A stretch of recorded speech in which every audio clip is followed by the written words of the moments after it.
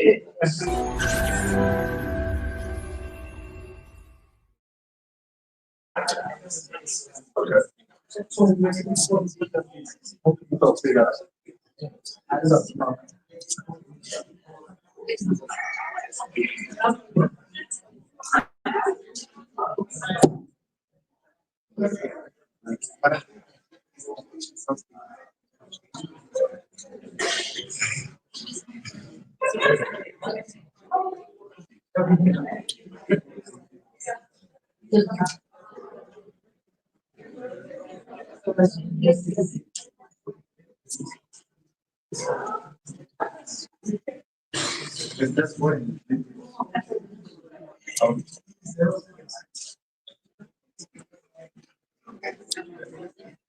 so we are by Job Sikhala book launch right now, and as you can see, a lot of people have joined here.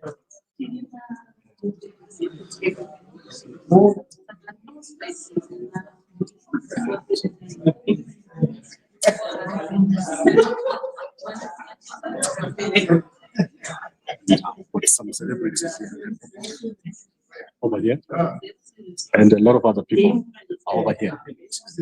The speakers are getting ready, so the speakers getting ready. Listen. So lots of people here already. I can count at least 100 people here. So it's going to be a massive event. Many people here joining, and we're all waiting to hear Job Sikhala speaking. So you can clearly see that people are ready. So let's wait and see what happens.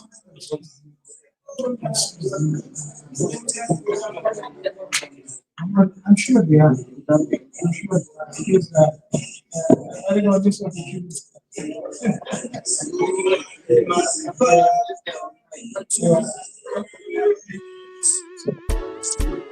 push on the beat.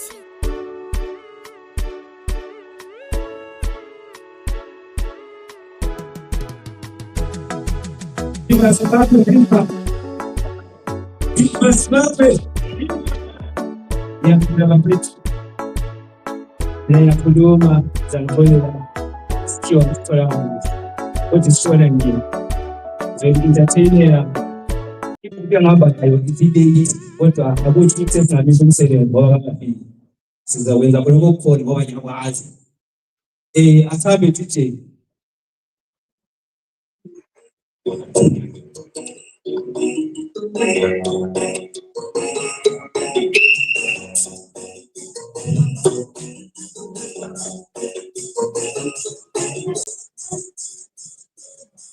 Ibolo magani Babura babu patita utakayo sekona utakululenizo utakayo sekona utakululenizo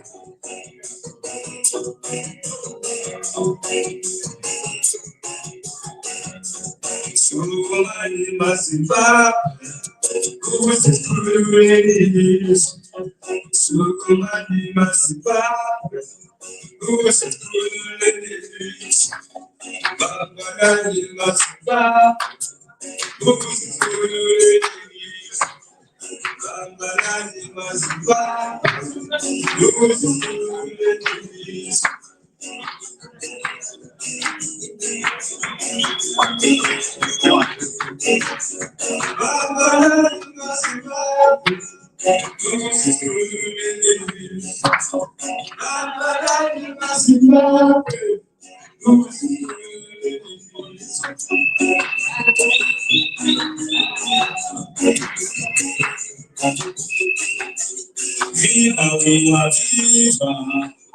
Viva Job Sikhala abantu Viva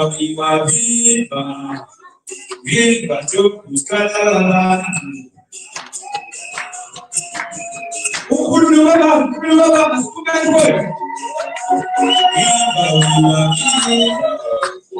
Viva Job Sikhala abantu Viva Job Sikhala abantu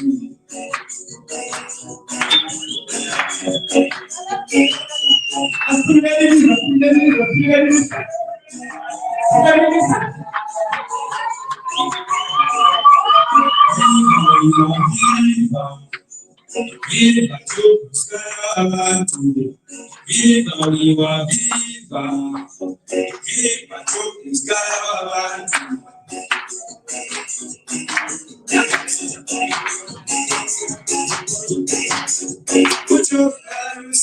Sikhala,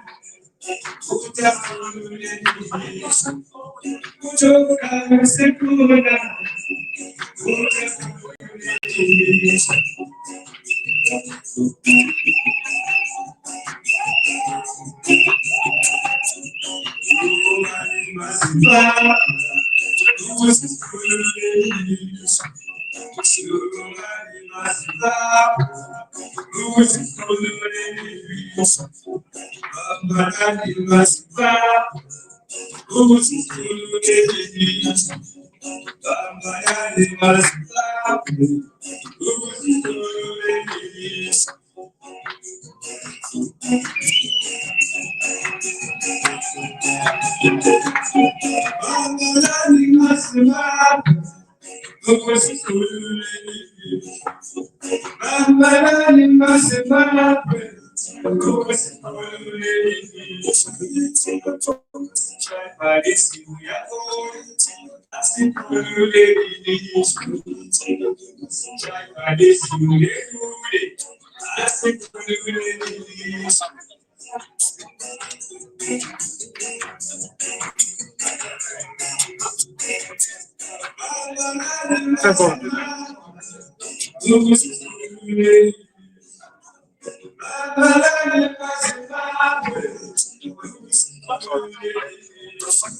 There's lots of people here from one of the biggest roots.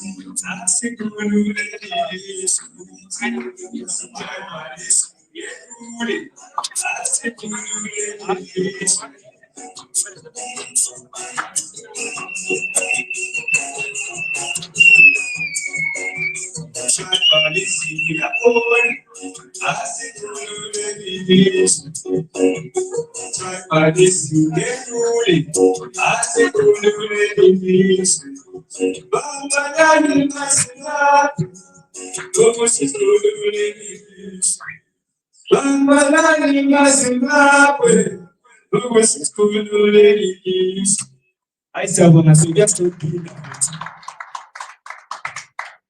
Siyabonga. Thank you very much. Thank you. Thank you for the interesting and rejuvenating piece from Ubabuskiti and his group. I think we are now going to start our program. Apologizing once again, we're behind time. Maybe firstly, I will introduce myself. My name is Zenzo Komo. I will be your program director today. Back home, I am the facilitator for the Southern region in the National Democratic Working Group. I think it is important that you know that part. We'll still learn more about it as we proceed. Let me call our pastor today to open the proceedings with a word of God. Ubaba Utumelo Mkwena, please can you come forward and open for us these proceedings? Oh, sorry. I'm told that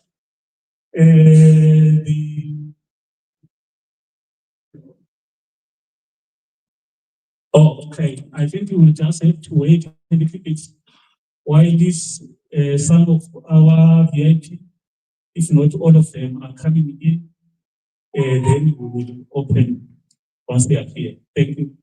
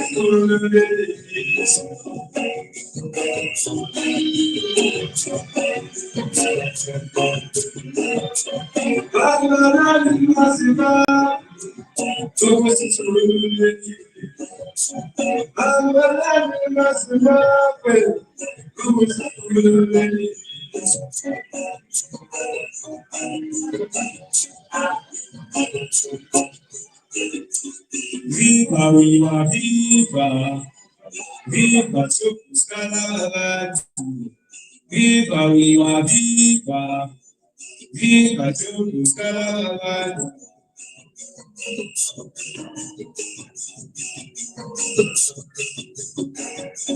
Viva, viva, viva, viva Job Sikhala. Viva, viva, viva, viva Job Sikhala.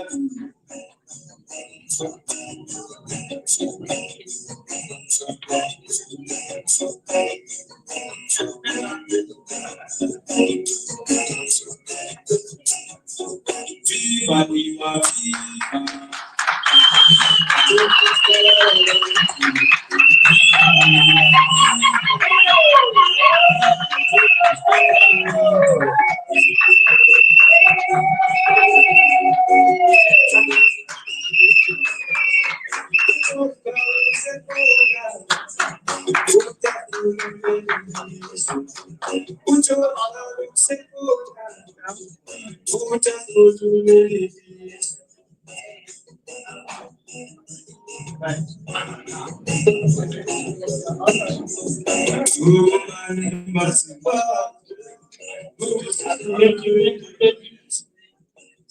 Thank you, ladies and gentlemen. Good afternoon once again. We welcome our leaders. Come and sit at the microphone. Why are you sitting there? Come here. No, come here. Come here. They will look for the chair for you. Why are you sitting there? They are one of the best speakers there.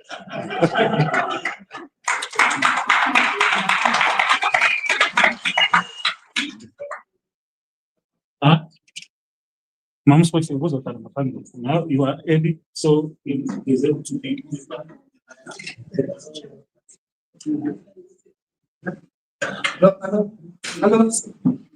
One chair for the bottom. Okay. Yeah, the bottom is sit at the front.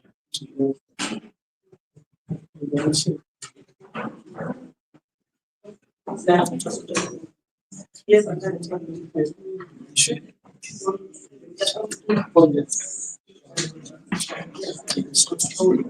Okay, so everyone is arrived. Job Sikhala is arrived. Hopewell is here. You've got a lot of the people who are going to be speaking. It's amazing. It's big. What should we do? The answer is no.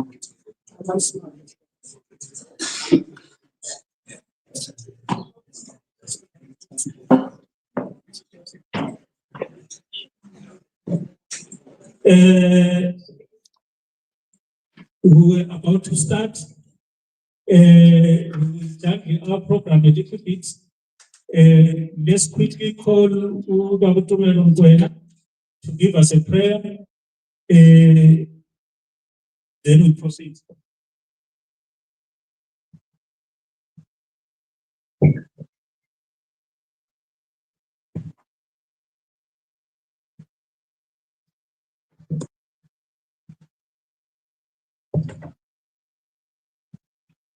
Good afternoon, everyone.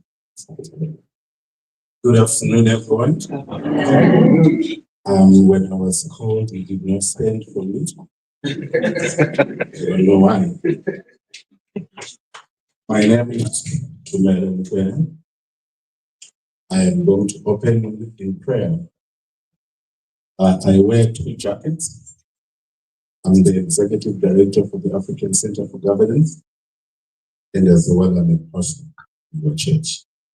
Amen. Before we pray, I wanted to read a scripture that will align with my prayer. Matthew chapter 5, verse 18. It says, "You are the salt of the earth. But if the salt lose its saltiness, how can it be made salty again?" It says, "You are the salt of the earth."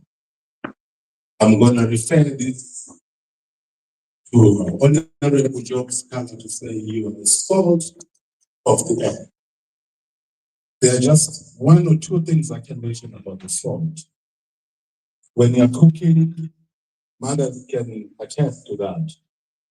You can have a big pot, but you just need a portion of salt to bring taste and flavor in the pot. As small as you are in a situation with this big pot that you are facing, bring that flavor out. Because it says you are the salt of this earth. Salt is cheap when you go to the shop. It means it's accessible to everyone. Few people complain about not having salt. As the Bible says, you are the salt of the world. Are you accessible? Is everyone getting access to get to you? Remain accessible, remain cheap as salt. The packaging of salt, when you go to the shops, you'll find a very simple black and white plastic paper, sometimes blue and green. There's nothing special about the packaging of salt. But that does not change the taste or the work of the salt. Don't wait to be to work expensive for the salt to appear. Don't wait to be covered in an expensive garment for your salt, for your mandate to work. As humble and as simple as you are the salt of this earth. You can go and buy your salt from this father shop. Someone can buy it from Woolworths, but the taste is the same. It doesn't matter where it's coming from, but the mandate of the salt is to bring flavor into the pot. Don't let your background be the one that judges who you are. Don't let where you are coming from be the one that stops or judges your destination. Coming from the plaza, coming from Woolworths, you're bringing the same flavor. I see there's media here.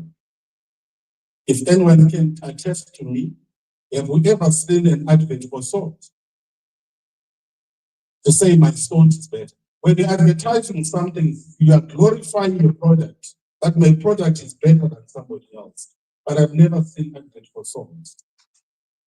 But it still works and it's still being used every day.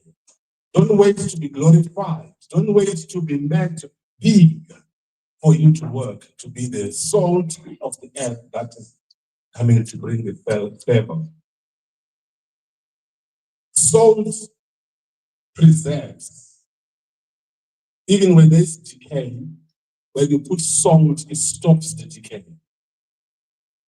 It pinches. It's not very nice, but it helps you to heal. You are the salt of the earth. There are things that you will say that will be painful to people, but they are healing them. That's who you are. Be the salt that is supposed to be of the earth. The last point I'm going to say about the salt.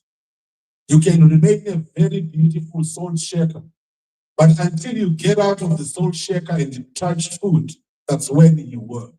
Get out of your shakers and let's get out and be available to people, touch people, and make your presence be felt. That's where the seasoning will work. Is someone saying amen to me? Let's bow our heads and pray. Heavenly Father, we thank you for this day, for bringing us together and witness this important moment. We thank you for the life of your servant.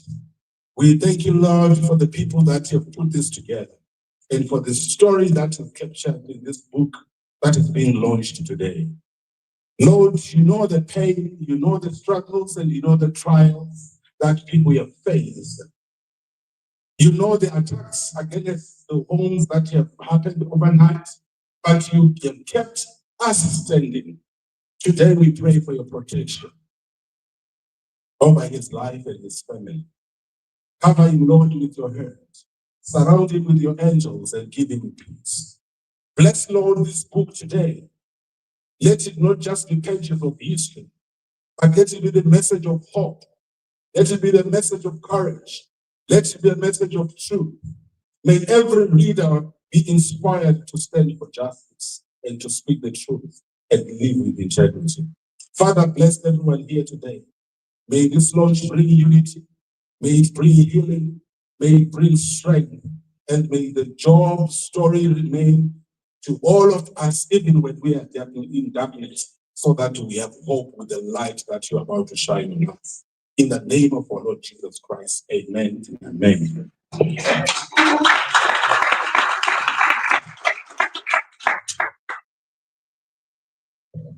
Thank you, Babufulis. Thank you, Babufulis.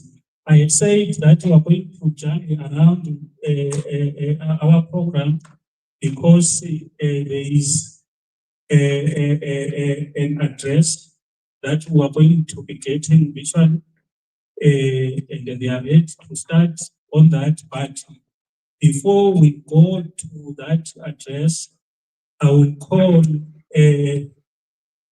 Mr. Hopewell Chin'ono, a journalist and a writer.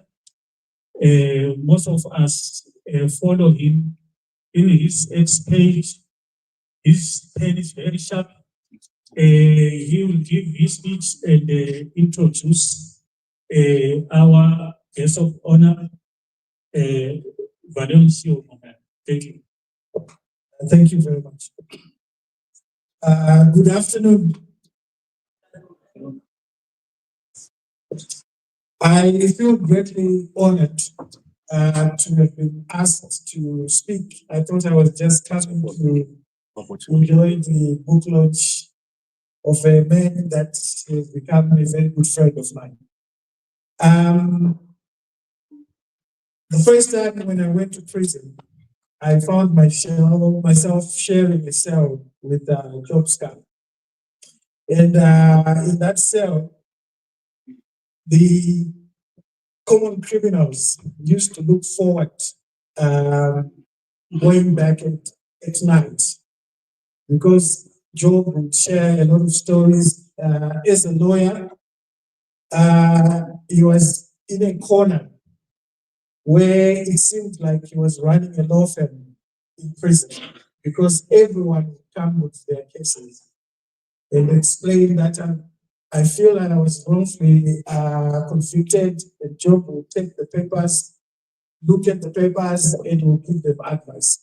Wherever he was, whilst we were in prison, he was always busy, like he's running a law firm inside the prison. And I also learned a lot about our local politics. I thought I knew it all in terms of who's who, where do they belong. And he said some things that at the time I didn't take seriously. And when I look back now, Job, I reflect on the things, and you said to me,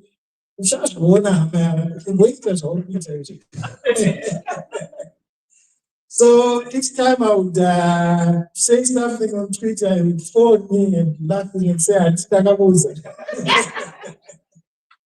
And so it has been a journey of good friendship. You go into prison, and you'd ask me to be the guardian of his family, which was a great honor. I remember the second time, or the third time I was detained.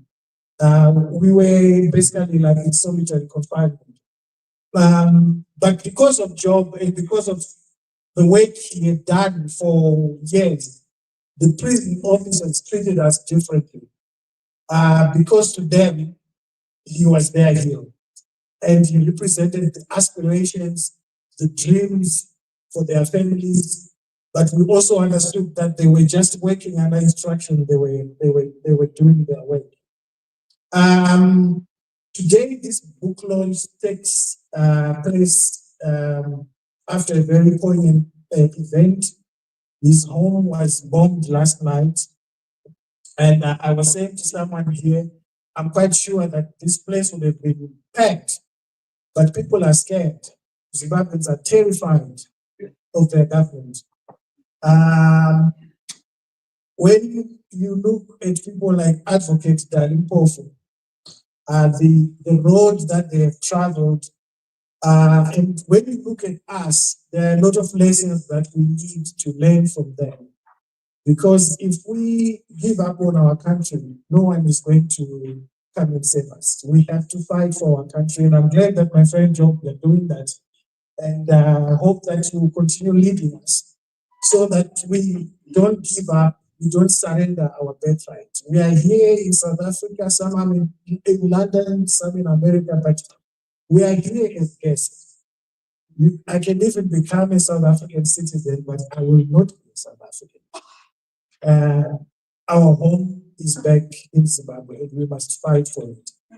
And I'm glad that Advocate Mpofu is here, because solidarity matters when you are in a fight against an authoritarian regime like the one we have in Iran. Without solidarity, we will not go far. So when we see you, brother, we are elected. We get a sense of hope that we are not alone in this fight. It can be very dark. I now wear glasses, and I think Job will remember. I discovered that I was having problems when we were in prison. I was trying to read the newspaper. When I came out of prison, I went to see Dr. Mabuza, who said to me, well, I can't do the things that you do, but my contribution to what you do is I'm going to give you glasses consultation. I don't want any money from you.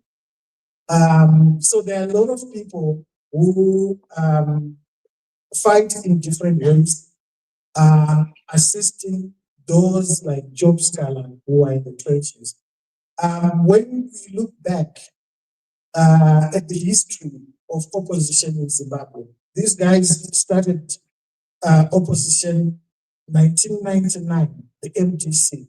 If you look at Job Sikhala's picture there, and you look at him now, I said to him, when we were in prison, I said, Job, you know, why do you continue living in Chitungwiza? And he said, my friend, I need to live with my people. I can't go and live in lofty areas when the people that I'm leading are suffering. They don't have water, they don't have electricity. They need to see me there to know that I still care. And I've not abdicated my duty as their leader, as some have done. You don't have to mention their names. And some have joined ZAPU. Some now are used as conduits by ZAPU. They're opposition in name, but they are not actually opposing anything. Even if you look today, I was reflecting, looking at social media and who said what, who said this. If it can't hurt you that a brother like Job has had his house destroyed, then you are clearly not opposing anything. You are supporting the regime tacitly, because each time people speak out, people like Job, and you want to see the effectiveness of what they're doing, your answer is what happened last night. They will come after you, but we need to support them. They destroyed his law firm when he was in prison, 2 years in prison for no crime. He's been arrested 68 times without a single conviction. That's the life of Job Sikhala. I think most of you know the tribulation that he's gone through. His wife going to deliver food, she's harassed by the police. They lie that she's committed a traffic offense, and they take her license away in order to punish her, so that the wife who's going there every day is immobilized. You are strong, my friend, because some of us would not have endured the suffering that you've gone through. False allegations, even your children, sometimes we might not realize this, but they will be suffering from trauma, which can manifest years to come. So these sacrifices that you have made for our country, I really appreciate, and I would like to say thank you very much. And to thank you all for coming, because this is the kind of solidarity also that fuels people like Job Sikhala. When you see your people that they are behind you, it helps you. So I would like to thank everyone who has come, and I would like to thank my friend Job Sikhala for asking me to speak. And I'm told that there is going to be a presentation by the guest of honor, the opposition leader from Mozambique, Venancio Mondlane. We are the same people. I keep telling, especially South Africans who engage with me on Twitter, that we are the same people. If you go to Manicaland and you drive into Mozambique all the way to Chimoio, you don't need a translator. You speak to them in Shona, they will respond to you.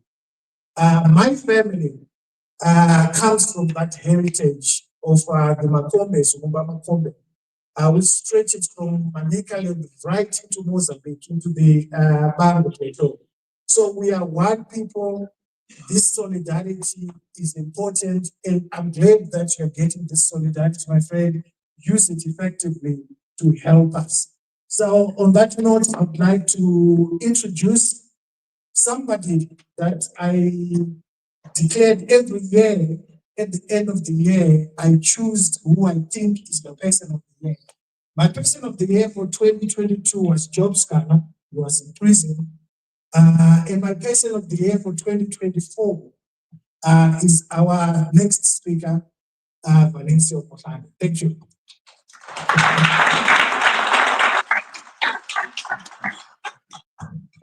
Thank you, Ch'onono. I think we will proceed and listen to the address by our guest of honor.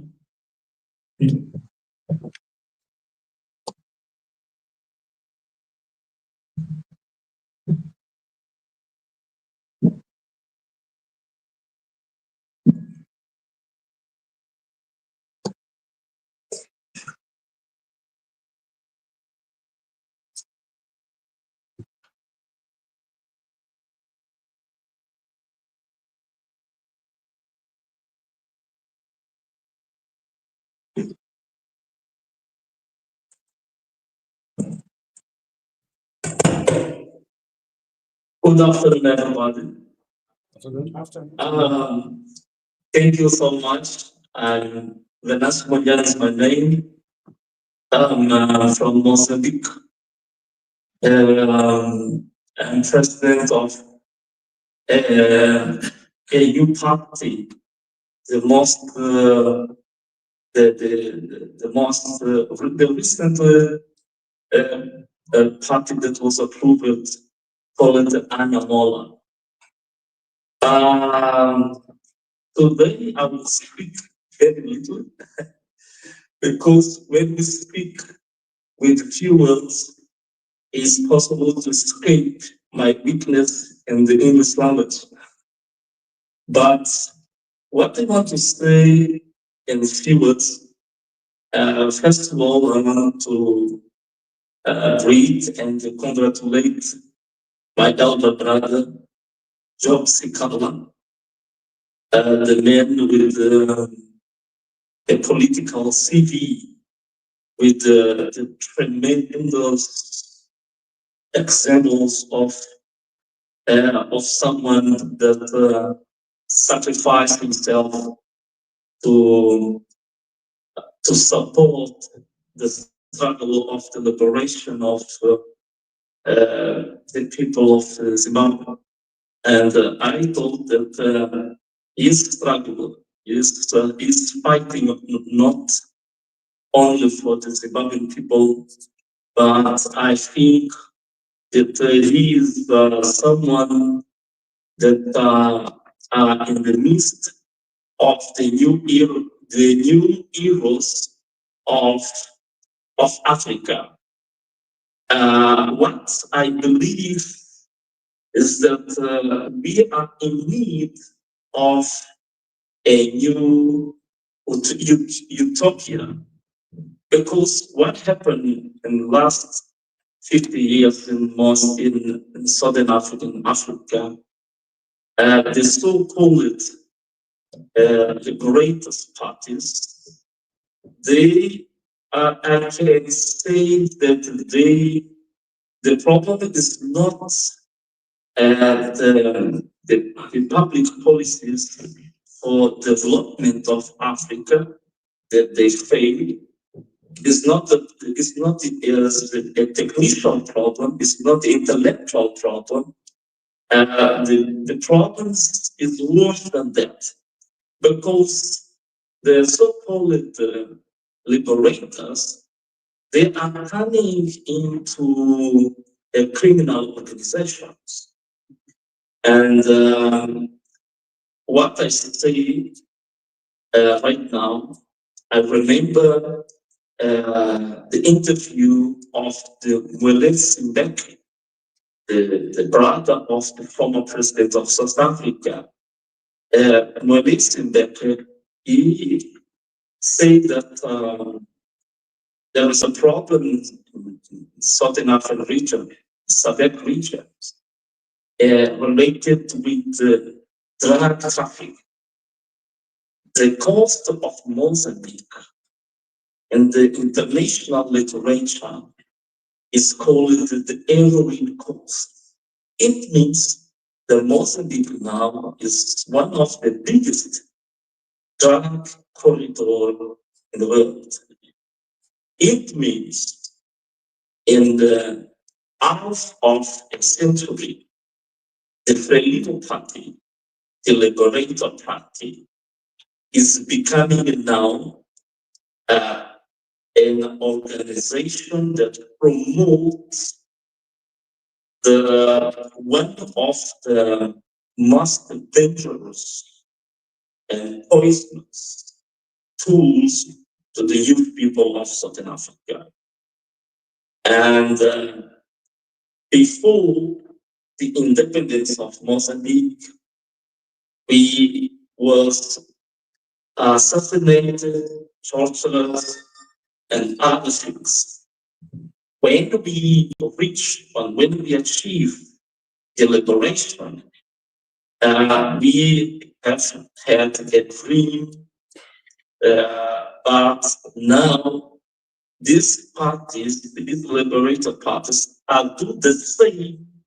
In some cases, I think that are worse than before, because the quality of crime now are very developed. For example, Mozambique, we have people that are arrested, killed, all kinds of human rights violation, but there's a new type of crimes. In Mozambique now, we have got a very flourishing industry of kidnapping people, and we have in Mozambique hundreds of families related with business that now they abandon Mozambique and they are going to Portugal, Dubai, even in South Africa. This is the picture of the new Mozambique. The people, our elder brothers, our fathers, that gave us the liberation, now they are becoming the new oppressors. And the situation is the same in Zimbabwe, Angola. But what I said, that we are in need of a new utopia.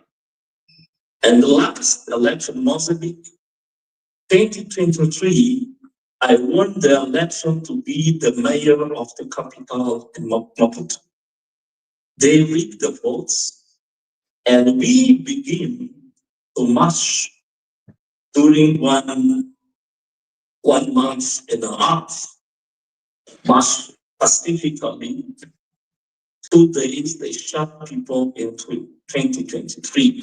2024, I ran to the presidential election and I won again the election. They fake the votes, and when the people protest, they assassinate the official data saying 400 people, but in the ground, they assassinate more than 2,000 people. And right now that I'm speaking, we have more than 5,000 people that are in prison until now. And yet have more than 2,000 people injured, even with the bullets inside the body until now. And in the government, all the hospitals to not assist people that are injured related with the demonstrations of 2024. That's why I said this book of my elder brother, Job Sikhala, I know his story. He was in jail, I think, something like 60 times. 60 times. But he's alive. He's a survivor. He's a warrior. And I think in this vision that we are in need of a new utopia, the book of Job Sikhala is a very important light to the generation of these youth people that are hungry of the real liberation or the second liberation for our countries. Thank you so much. Like I said before, I will avoid to make a very long speech to avoid to limping during my speech. But thank you so much. Congratulations, my brother, Job. And congratulations to everybody that support him. And I was very sad this morning when he sent to me pictures and videos of his house. That was, they attacked, they bombed his house. It means that we have a very heavy cross to carry. Because the people that adopt a mission to fight to the majority must pay a very high price. This is the price to remain in the right side of history. This is the price, is what I can say. And I thank God for his life, his family, and the new generation of the youth in Africa. Thank you so much, everybody. Thank you.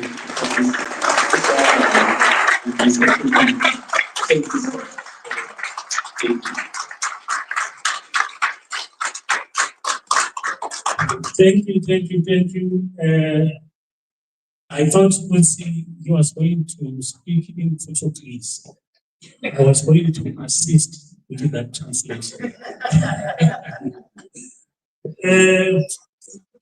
My next speaker now my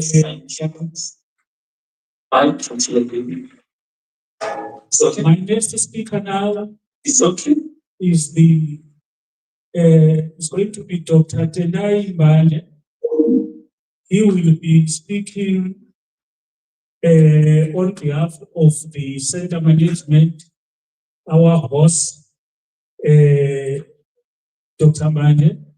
Can you come forward, please? He will be welcoming us at this nice place that we are sitting today.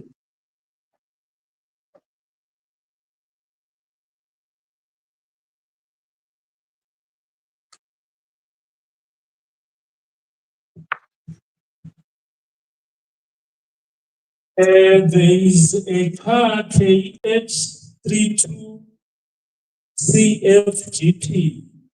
They are saying the doors are open. Can the owner, if is one of us here, please attend to that in the Mercedes?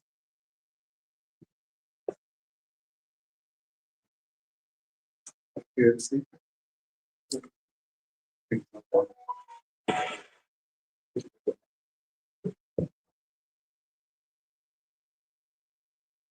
Thank you so much. Thank you so much. I feel very happy to see Venancio speaking. I remember during the protest in Mozambique.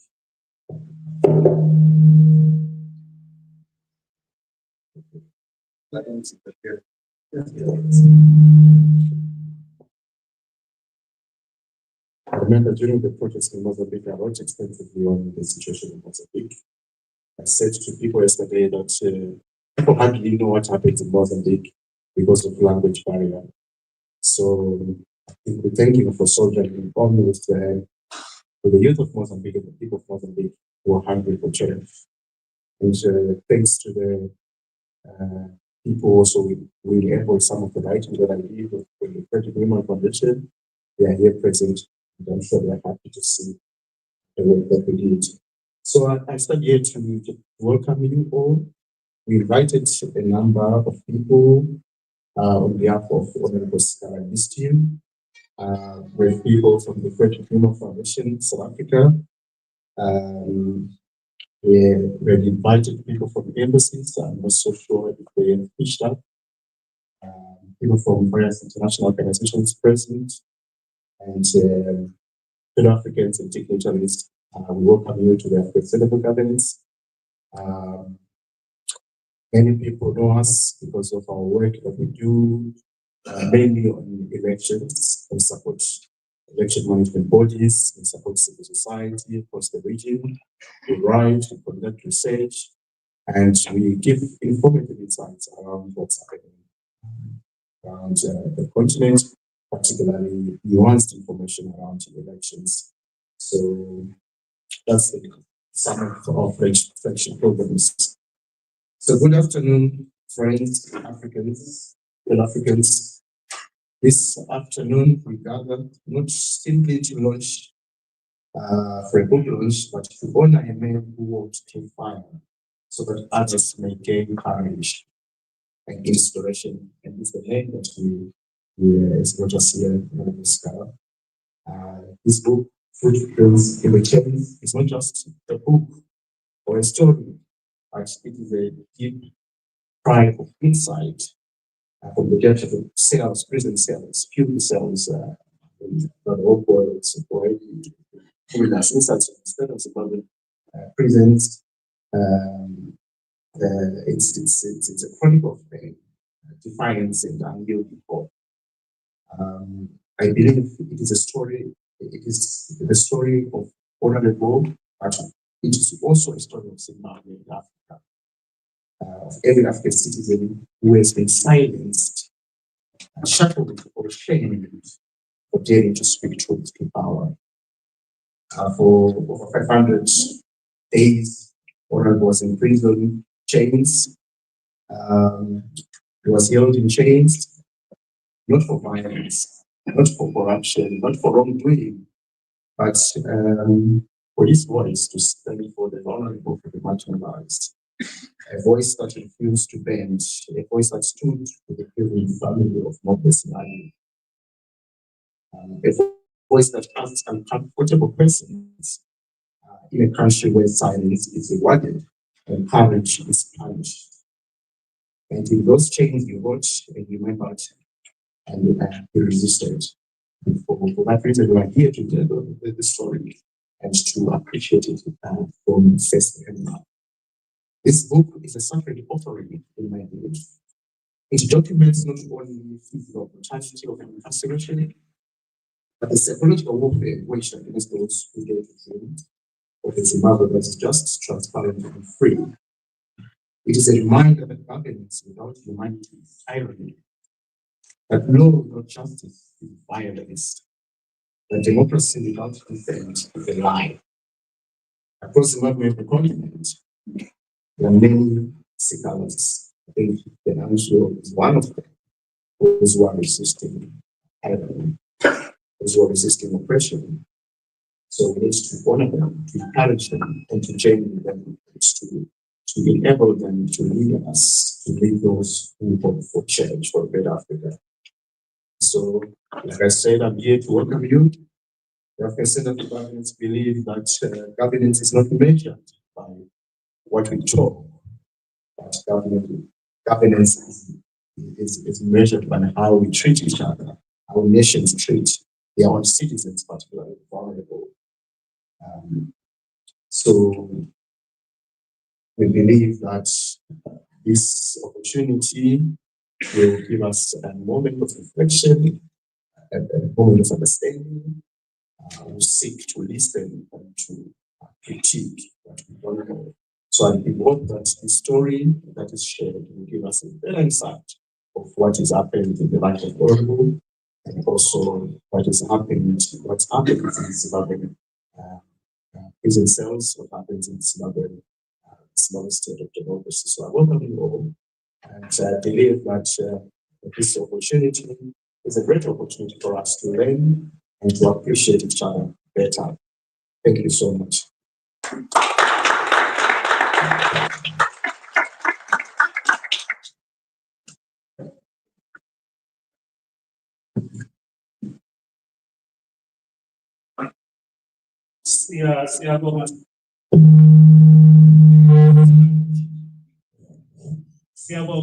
Siyabonga ubaba uDokotela uMbanje.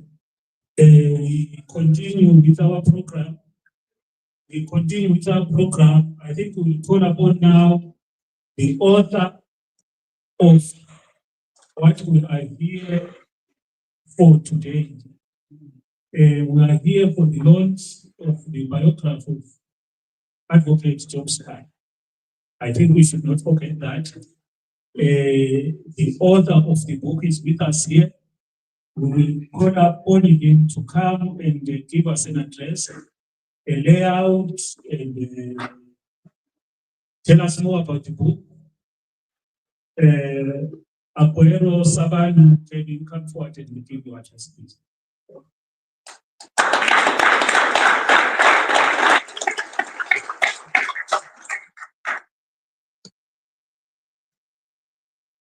Thank you so much. Salawona. My name is Nyalazi Angelo Sawani. Ever since I was in post-colonial Zimbabwe in 1987, I've never been out of the country for 2 weeks, which means I'm not divorced from the realities on the ground in our nation. So growing up, I had an interest while I was still in primary when the MDC was formed in 1999. My brother was in St. Mary's under the leadership of Honorable Job Sikhala. So he would bring red cards, in the formative years of the MDC. It used to dish out red cards when they were saying kids are here. The red card, he would bring red cards to us in the rural areas in tuition. That was when the desire to know about the leaders and those who were pushing the MDC agenda was ignited. He would tell us about brave young people like the late Mabuza, Job Sikhala, and many others. So I developed that interest and never lost it growing up. So I'm somebody who is politically conscious of the goings on in our land, in my motherland. So I started the writing journey from a tender age. To date, this publication, Footprints in the Chains, the life story of Job Sikhala, is my eighth publication. My first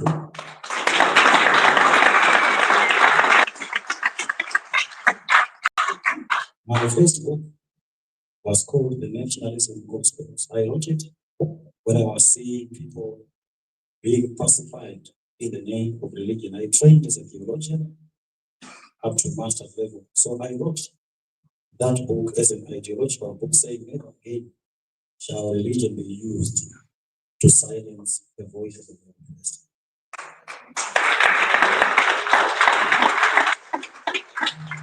And I wrote my second book because I was serving as a chaplain, which is called The Era of the Untitled Chapter.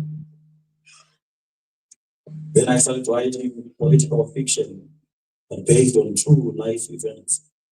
I wrote a novel which is called The Price of Sugar, followed by another one which is called The Poor Man's Cartel.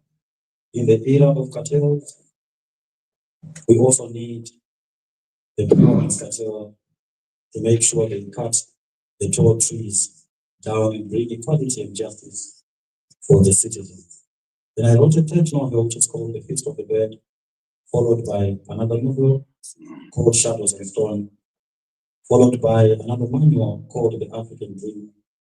And then lastly, this project that we are celebrating today, Footprints in the Chains, the life story of Job Sikhala. Before I talk about this book, before I summarize what is in this book, before I tell you the processes that we had to undergo to make sure that this dream became a realization, allow me to say, if I had written this book 2 weeks from now, I would also have written about the bombings that happened at Honorable Sikhala's humble abode in St. Mary's last night. I would have also written about the disruption of our book launch in Masvingo on the 11th of July when some rogues and youths came to tear our books, to confiscate our books, and to manhandle some of us and to disturb our book launch. I would have written about many other things that happened after that book launch. I would have also documented about state security agents who have been breathing heavily on our necks to make sure that they also lock us behind bars one more time. Books of this nature will ensure that our feet will never see victors castle because they are not rewarded in our nation. When Honorable Sikhala came out of prison, this is what prompted me to write it. When he came out of prison, we had our expectations as the citizens in Zimbabwe. I was amongst those that had high expectations. But then we saw a different Sikhala who came and declared something that was contrary to our expectations. And I was at the forefront of those that were mocking him, calling him names. I called him Sikandela. And we called him names. We said every negative thing on social media. We had also forgotten about the Sikhala that we once used to celebrate. So after having sat down, sense came back to me, and I said, since 1999, we've been celebrating this man. What has gone wrong? We had heard stories as he was in prison, bad stories. So after some time, a certain MP, a member of parliament for Pudemo, he posted my books on X. And then Honorable Sikhala, one trait that he has, that he shall forever have. He is not jealous. He is not envious. He doesn't hold grudges against people. You will never hear him speak ill of some other people. So he commented, praising my books, because when he was in prison, I also used to send him literature. And he said, young man, time spent in reading those books is not time wasted. Enjoy those books. This young man is talented. Then I looked, searched all over for his phone number. and I found it. When I found this phone number, I thought Job Sikhala is just like all many other politicians. When you text them, you text forever. When you call them, you call forever. They will not pick up. Instantly, after having texted him, he responded instantly. And then we started having a conversation. I said, Nkoma, how about me documenting your history? Because I saw your name. I want to hear exactly what happened. I want to learn from you. Then I'll document your history. Then he said, please come over. Then I went. Nkoma Hope is not lying when he's talking about Honorable Sikhala still staying in St. Mary's. I went to St. Mary's. I'll also take you through the steps. You know, in 2000, after having won the parliamentary election in St. Mary's, when they were celebrating, Job Sikhala promised the people of St. Mary's, and he said to them, I won't leave you. That was in 2000. In 2000, I won't leave you. The food that you eat is the food that I'll eat. The water that you drink is the water that I will drink. The struggles and challenges that you face every day are the same struggles and challenges that I'll also face with you. I will live here and I will die here. We visited him. So he met his St. Mary's house. And guess what, ladies and gentlemen? We drank cancer water in St. Mary's. Job Sikhala still drinks cancer water together with his family. Endangering their lives, they just put some pills in. The water that the people of St. Mary's drink today, the same water that he also drinks. So when I visited him,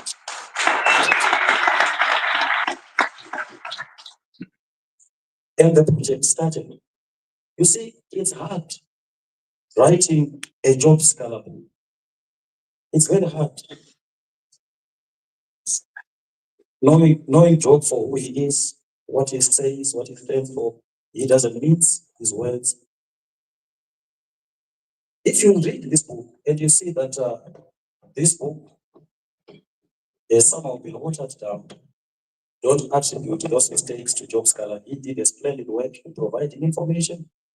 Attribute all those mistakes to the author. They are my mistakes. So, here is the life story of Job Sikhala. It starts with a humble young man who is born during the days of the Rhodesian government, and his family supports the liberation struggle. Job Sikhala from a tender age, he is listening to the people's radio, Radio Mabuza. His political consciousness was born as he was heading his father's cattle in Devuli in Kutu. As he would also sit by the fireside, listening to the Sangoma, who was assisting our brothers and our fathers who were fighting in the bush, and many other elderly people. His grandmother would also prepare food for the comrades who fought for the liberation of Zimbabwe. From a tender age, he also witnessed the Kamboma massacre in Kutu, which claimed the lives of more than 104 people in one night. Job Sikhala's home is just next to the Kamboma farm. Job Sikhala participated, I would want to say, he participated actively from a tender age in the liberation struggle of Zimbabwe. Such that when we talk about liberation heroes, when we talk about heroes in Zimbabwe, we should not forget, we should not outdo, we should not erase the name of Job Sikhala, and the contribution also of his family should not be forgotten. So we start from there and we move into the footprints in the chain. From a tender age, you also see a Job Sikhala who is mischievous. When you look at him, he has a bald head. When you look at him, he has a scar on his head. This scar is as a result of brawls as he was heading cattle. He was hit with an axe as he was fighting, as he was heading cattle when he was around 6. He nearly died, but then he is alive. When you look at that scar, you see a Job Sikhala who is just like a cat who has 1,000 lives. You may try to do anything that you want to do to him, but Job Sikhala lives on.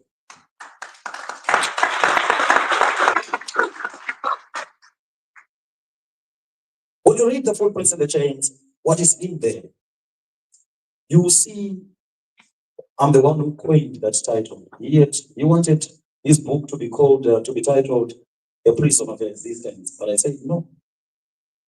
After what I've gone through, what I've discovered, I will give you the title that befits what I've seen. You see exiles, political exiles, people running away from their country because of having different political perspectives.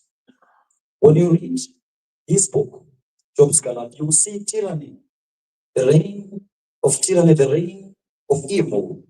In that book, there's a chapter that pained me the most, which I titled Inside Mugabe's Torture Chambers. I actually wrote about 40 steps of torture in there. And when I look at that story, you and I are not safe. If we oppose the status quo, we are not safe. 40 steps torture, where he was forced to drink his urine, and he was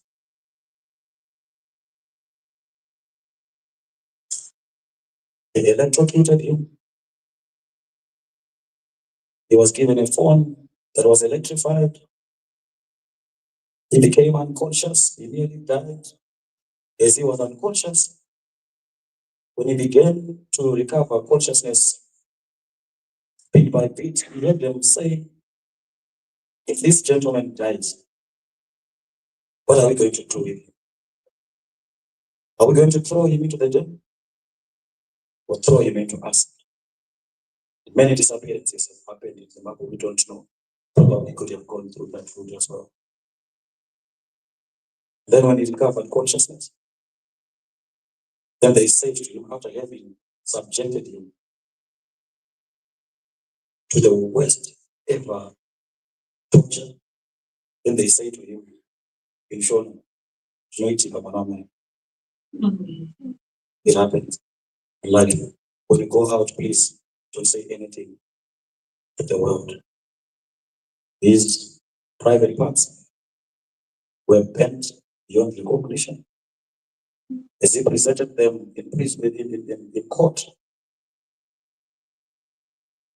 his humanity had become like built on, fighting for you and me.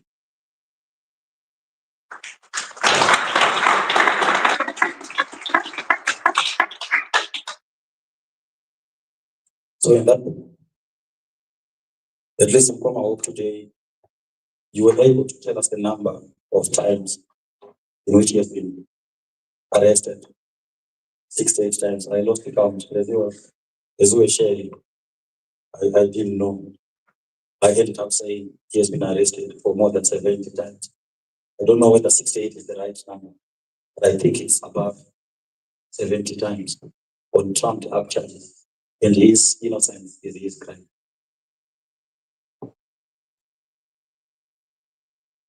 So you see a Job who grows up from the rural areas, he moves into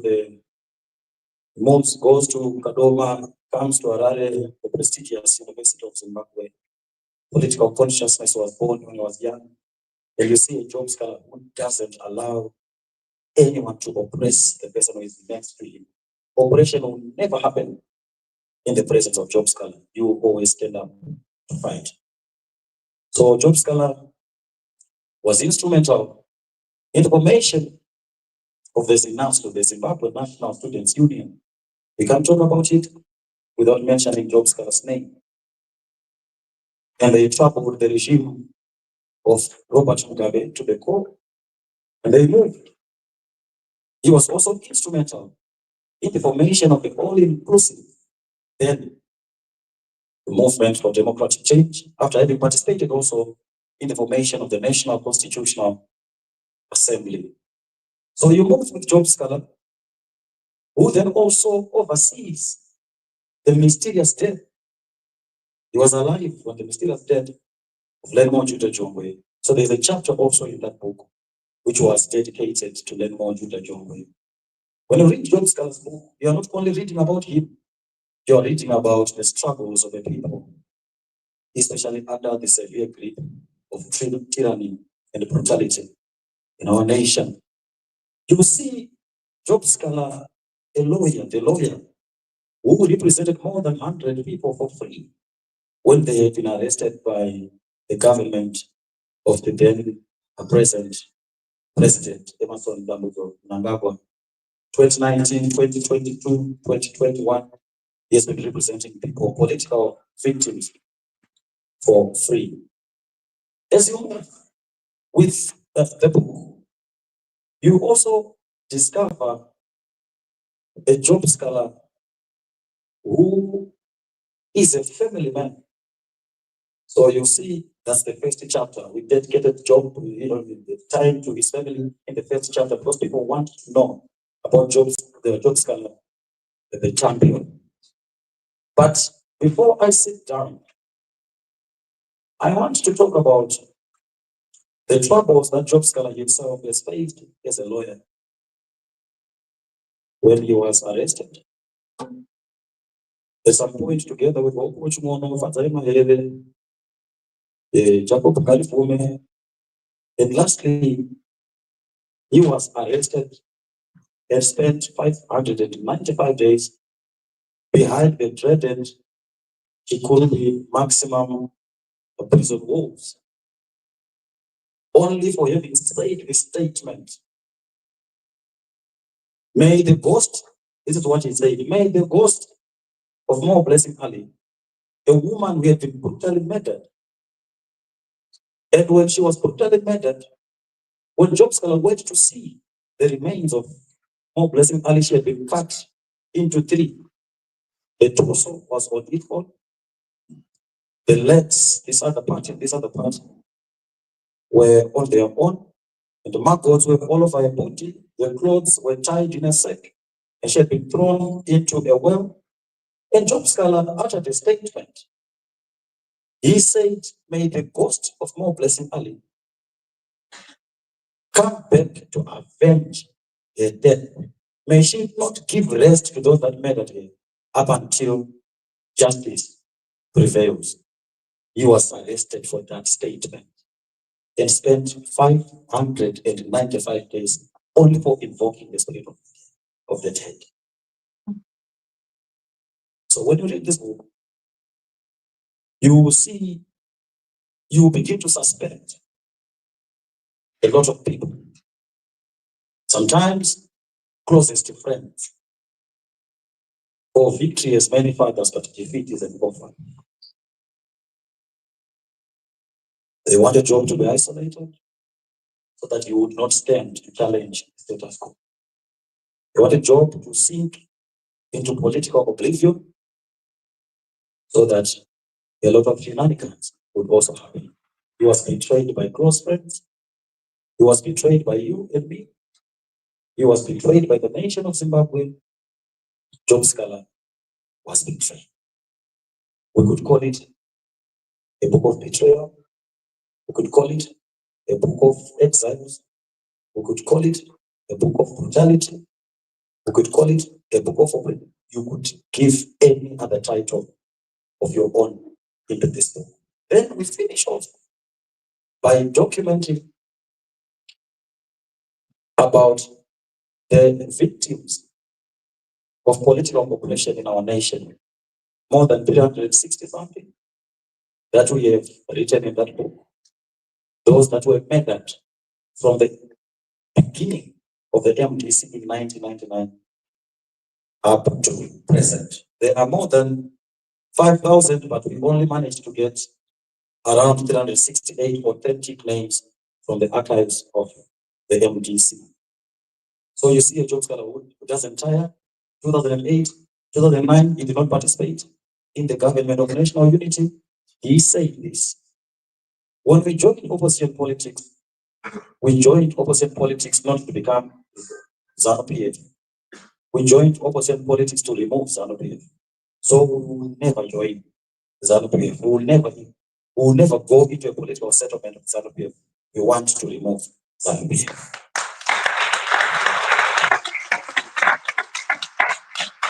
So you see footprints of courage in his life. I'll take you back to this last statement when he said, when he actually, his friends also confirmed this. People like Nelson Chamisa, he confirmed this. Job Sikhala also confirmed this.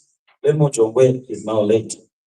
The statement, the famous statement, it was uttered by Morgan Changiran when he said, and what we would like to tell Mugabe today is that please go peacefully. If you don't want to go peacefully, we will remove you violently. That statement did not originate from Morgan Changiran. That statement originated from Job Sikhala, who was saying, President Changiran, you are too soft with Mugabe.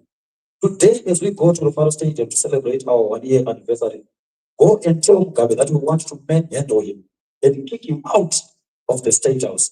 This is not new to Job Sikhala. Those that will read this book, they will also see the operation one time when they spent 14 days in the Africa Unit Square, and Job Sikhala uttered a statement where he was saying, now we want this to be called operation one time. We are marching into Monokotaba building. We want to manhandle Mugabe and remove him from that office. So Job Sikhala is a man. He's a man who will say to the mountain, come here. But if the mountain refuses to come to Job Sikhala, you will now say, I'm coming to you. This is what you see in this book. A man who is resilient, a man who doesn't tire, and a man of his words. I thank you.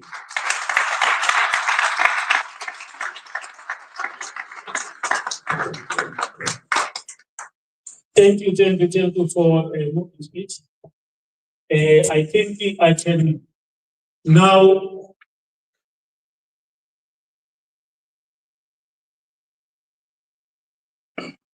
I think I can now safely say the book is available. Whoever wants to buy can start buying now. Because by the time we finish this event, maybe they will be finished.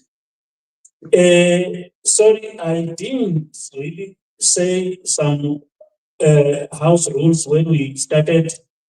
Can I go to that before I call the entertainers just to give us a 2 minutes performance? Please, let's switch off our phones, are irritating. Please, whether you can put it on silent is better, particularly if you are expecting something urgent, please. The other thing is that the bathrooms are behind us here. It's better at times you go around, you come through this door, is just behind us here. For the VIPs, it is on the other side at the VIP lounge.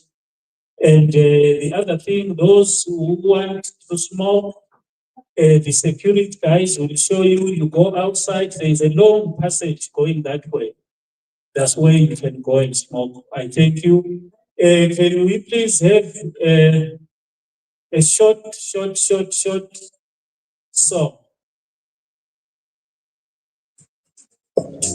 Viva Zimbabwe, viva! Viva Zimbabwe, viva! Phansi ngabacindezeli. Phansi ngabacindezeli. Zimbabwe. Zimbabwe.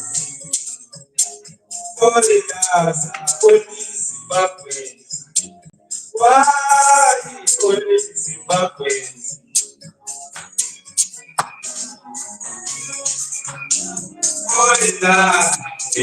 Zimbabwe.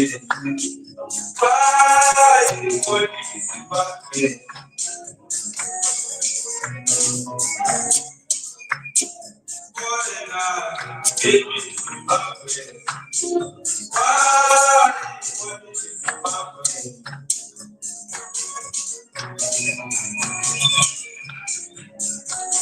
Here Africa, here South Africa. I contemplation. Yes, Zimbabwe. Yes, Zimbabwe president. Yes, South Africa. Yes, South African president. I contemplation. Yes, South African president. I contemplation. How much must we pay for our people in Zimbabwe? How much must we pay for our people in Zimbabwe? Yes, South African president. How much must we pay in Zimbabwe for our people? Yes, Zimbabwe president. How much must we pay for our people in Zimbabwe?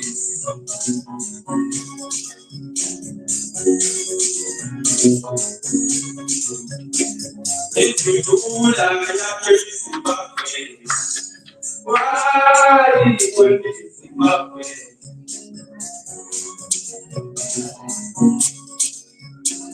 If you do that, I am Zimbabwe. Why will Zimbabwe?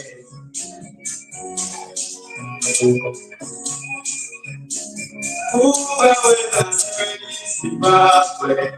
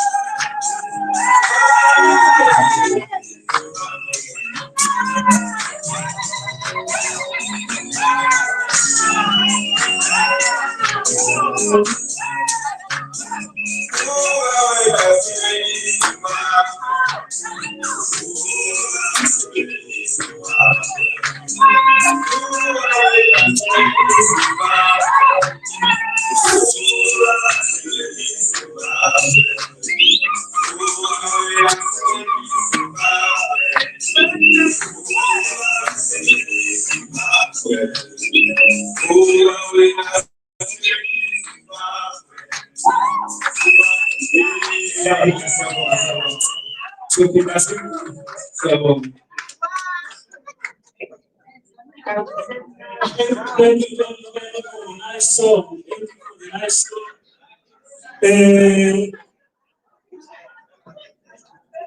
I think we have refreshed now because we are still going to get very powerful addresses coming. I would like to call Mr. Eric Mabuza. He's the former untold lawyer of President Jacob Zuma to come forward and address us.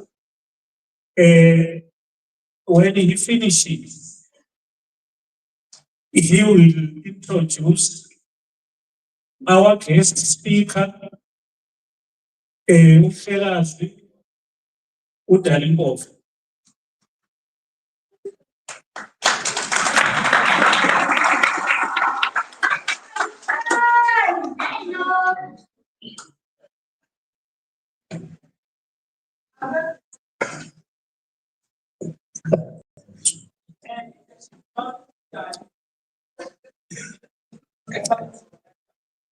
good afternoon.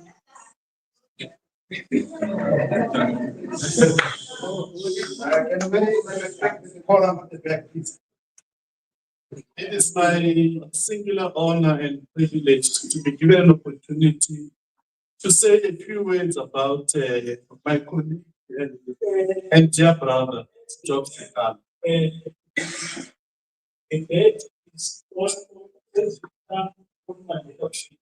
I'm sorry.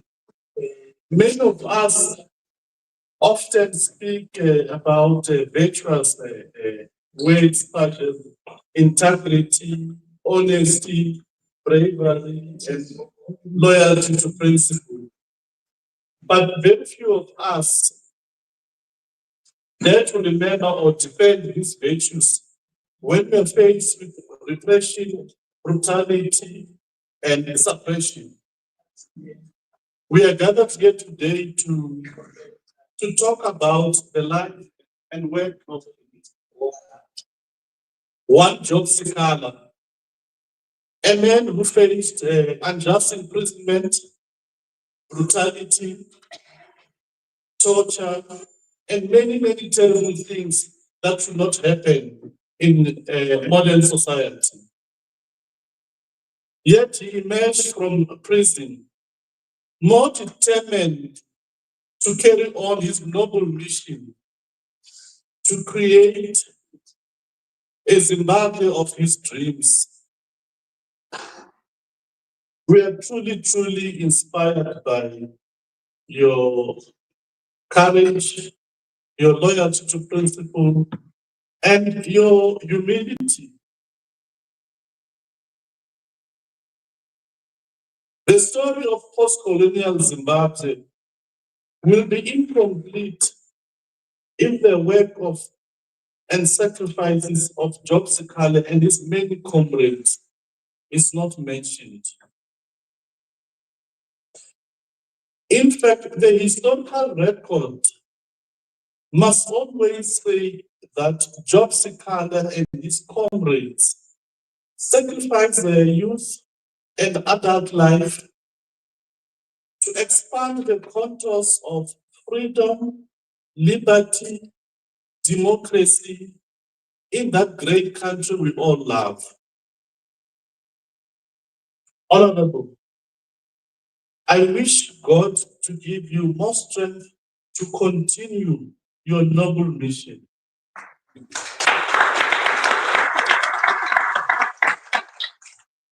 With these few words, I want to introduce another giant, my brother, my comrade, and my leader,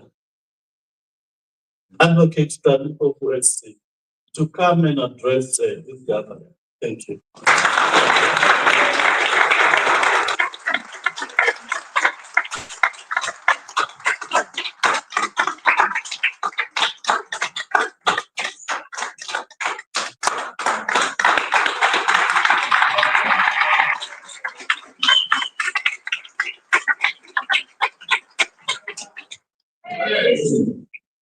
Mantra. Owethu. Saba. Owethu. Saba. Owethu. Thank you. Viva Job Sikhala, viva.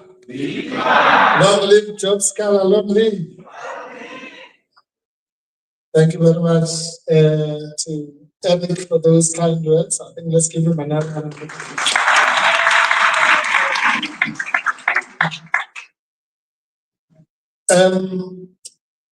Thank you very much, honored guests, especially the two persons who brought us here, namely our author, and thank you, well done. I think we also need to give him a note.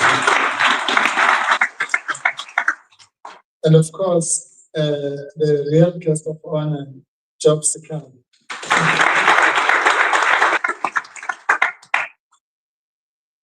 I want to say this, that it's also my singular honor to be here and to have been given this opportunity. And I also want to recognize you, the people who have taken the time on a weekend to come here. And I see also the fighters, I recognize the new fighters there.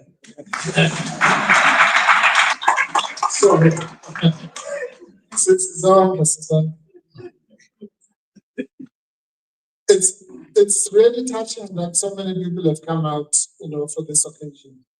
Because sometimes, people don't realize the importance of writing and telling our stories. It is often said that if you want to hide something from us Africans, you must hide it in a book. Then you'll never find it. So it shows that that situation is changing. Hopewell, I also want to honor and recognize you. We need those sharp pens that we spoken about.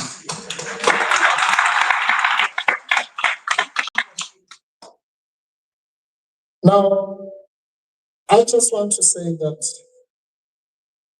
maybe I'm taking over now from the MC.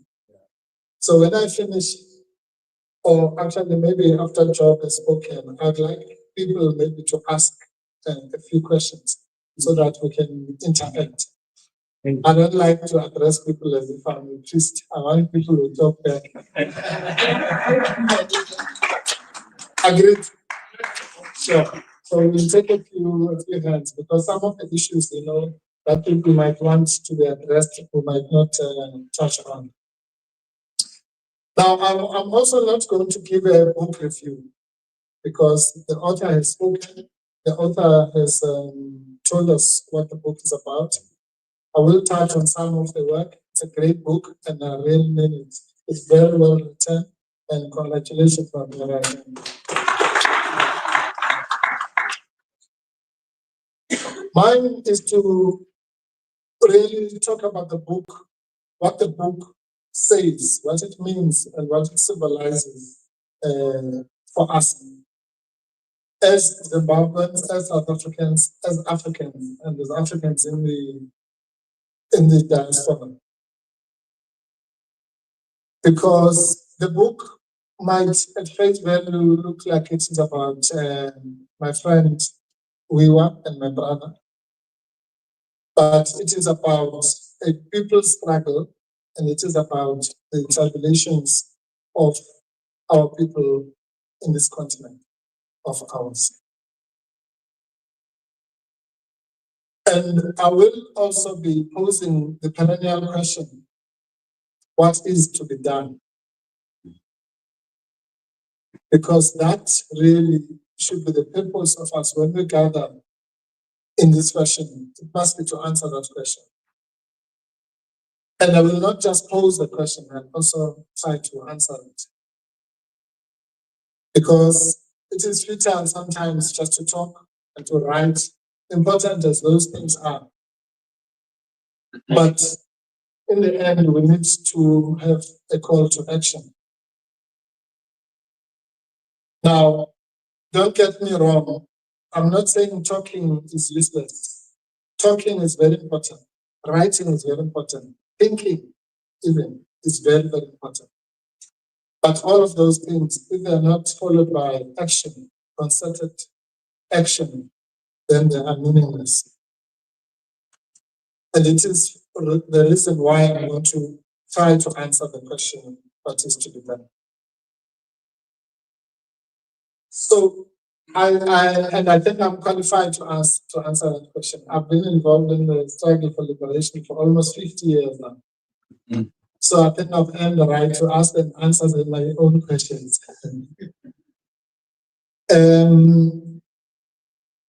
So just to give you perspective, when Job Sikhala was born on the 30th of October 1972, I was already 10 years old.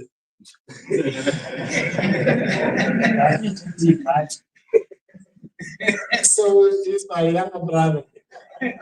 Not even directly, probably by 2 or 3 other siblings.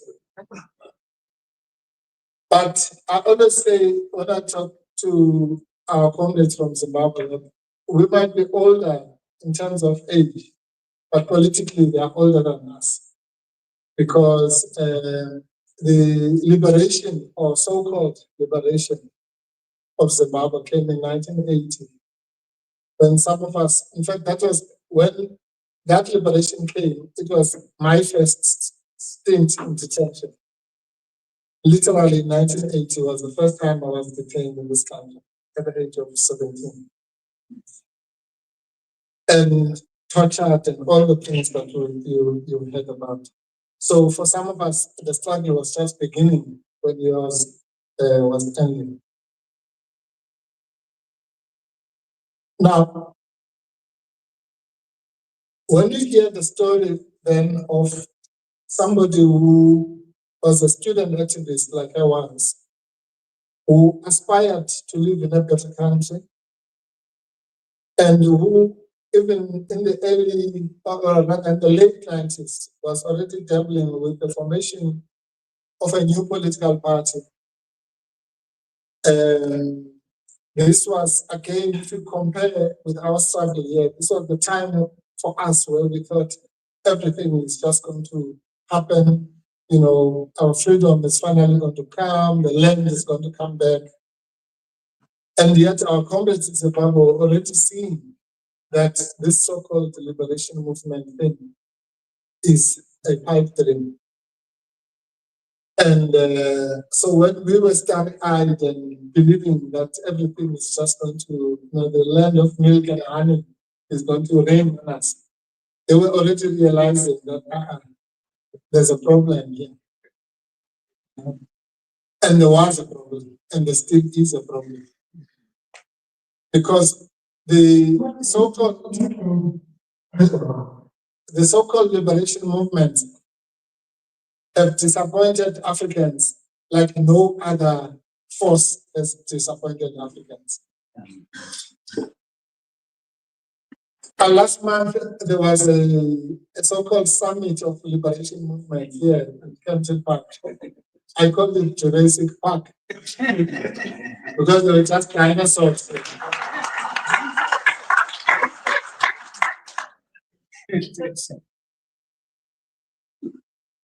And those people have been responsible for the continued oppression of Africans for a period of almost 50 years now since independence, especially here in Southern Africa.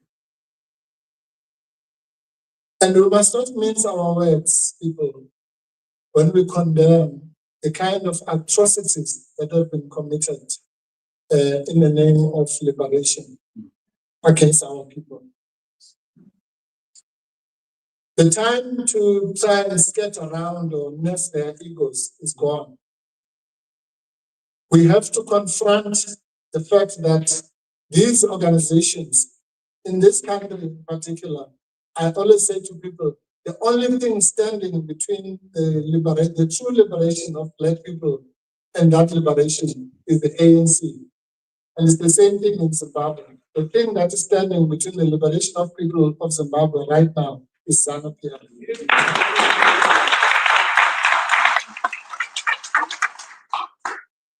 This is not to say that we do not recognize that those organizations fought valiantly and many people lost lives for the struggle of our people. And that many, many sacrifices cannot be erased of how those organizations ensured that the racist regimes of Smith, Foster, Porter, and all those rogues were removed. But as they say, two wrongs do not make a right. And that glorious work which was done, in fact, to be honest, some of those heroes who died, if they knew what was going to follow, they would not have wasted their lives. If they knew the corruption, if they knew about the corruption and the types of things that happened to Job, of being kept in a cell for 595 days, just, because you can, because you've got the power. And because that power, which was given to you by the people, has to be abused. And abused against the very same people that you claim to be fighting for. So when Job fought the election in St. Mary's and succeeded against a so-called war liberation struggle veteran who had a lot of money, that was the beginning of the miracle, because it showed that the people, you can fool some of the people, as they say, but eventually the people come to see the light. And it was the people, and that's one of the messages I want to send today to us. We must never underestimate the intelligence of the people. The people are not fools. The people know exactly, you can speak big English and try to all these mesmerizing things, but they are not fools. And that is why they removed ZAPU and they were cheated. And that is why last year, they removed the ANC from power. And again, they were cheated. And I'll come to that later.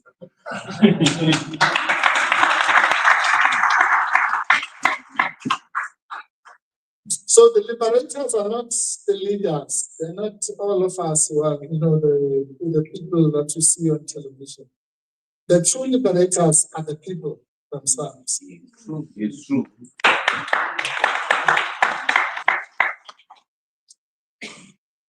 Now, we see in the book the internal contradictions around, for example, the formation of the MDC, some of the dirty tricks that are done to destabilize those efforts,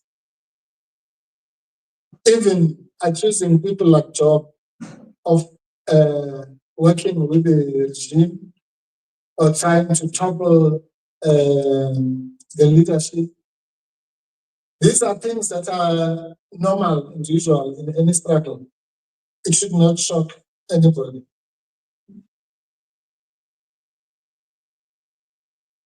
One of the most fascinating parts in the book for me is the part that I personally experienced, because I had a little taste, very little taste of ZANU-PF power. When I came there with Tembeka Toby and others to fight against the stolen election, the 2018 election, which was stolen, literally. And we went to court with my brother, Mpofu. I will never forget that morning when we went into the courtroom in Harare. We had been told by the Minister of Justice that we were going to be given temporary work permits. And when we arrived at the airport, I realized there and then that this was not a child's play.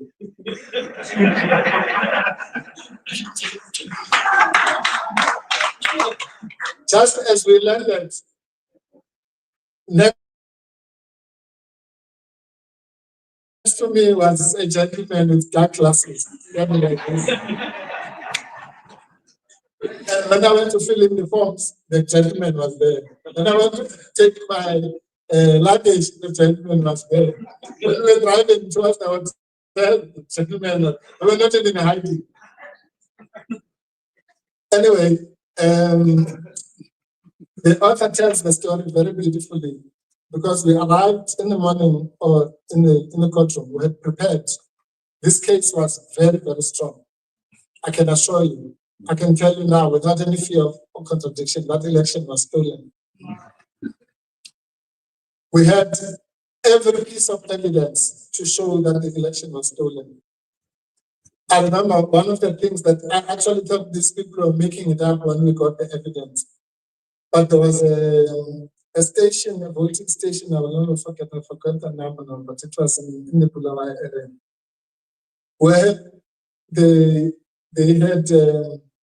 had this main voting station, and then there were about 7 or 8 surrounding voting areas. And the results that came, this is that I'm not making this up. The results were exactly the same. So ZAPU got 592 here. In all the other 9 places, it was 592. MDC got 45, it was 45. I mean, how can that happen? It's just completely impossible. So we presented all this evidence, but one of the things I'll never forget is the face of that so-called Chief Justice.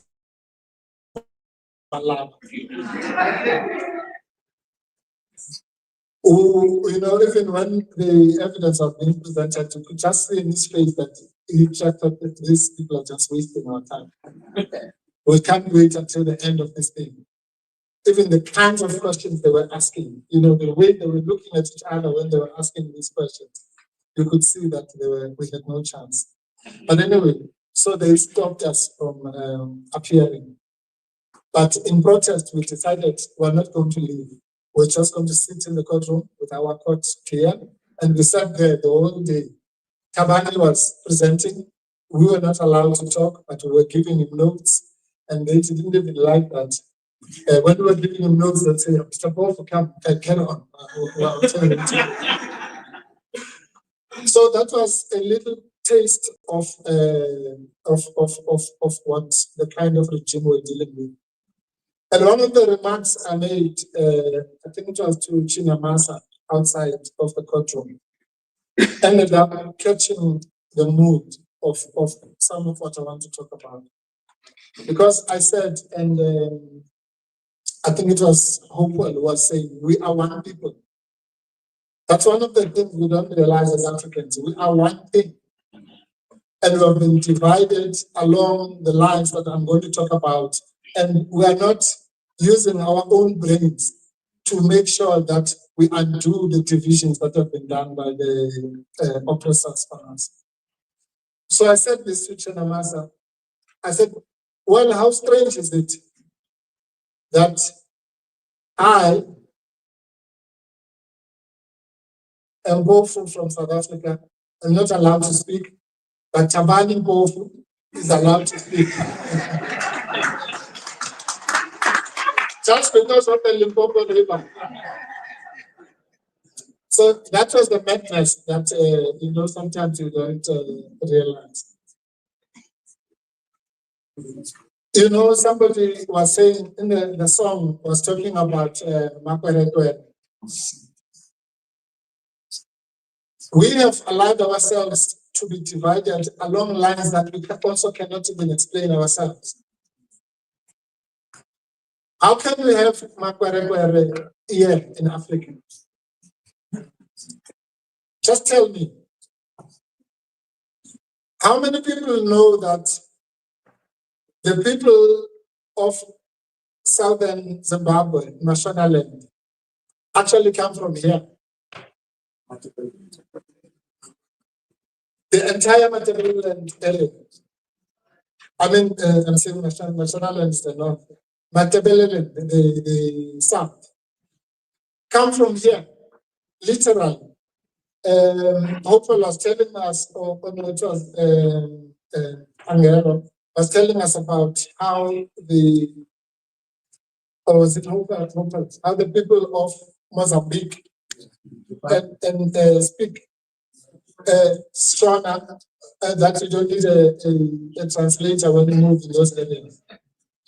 The same way as the people of Matabeleland and the people of South Africa. And that is not a coincidence. No, we don't ask ourselves why. Why is that so? It is because Mzilikazi, who moved from here, is the same person who was fighting alongside Shaka.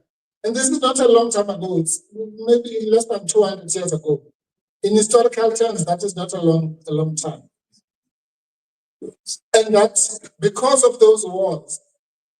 Mzilikazi actually moved from what we call KZN now and lived here in Gauteng for a long time until the so-called foreign trekkers came. And then it's only then that he moved across the Limpopo. So the very same people who 200 years ago were sitting together in KZN and now calling each other, this one's my current area. We must wake up as Africans. We really must. And that is the issue. You know, there are two things that our oppressors have used to divide us. One is this borders. And we worship things that have been imposed on us. Who came up with the borders? Was it us? In 1884, there was a meeting in Germany with white people only, not a single African. Not one African. I think even the people who were serving tea were white. And those people decided to cut our continent into pieces as they liked, without respecting any, if my village and Job's village, if they decided they just cut it here, he becomes that side in another country and I'm in another country. They didn't care because they were cutting it according to the riches of the continent. They had never even been to these places. They just said, okay, here there's gold. Okay, you can have it. Or here there's this, you can have it. And they cut it up into those pieces. Now we kill each other for that, to make sure that those pieces remain intact.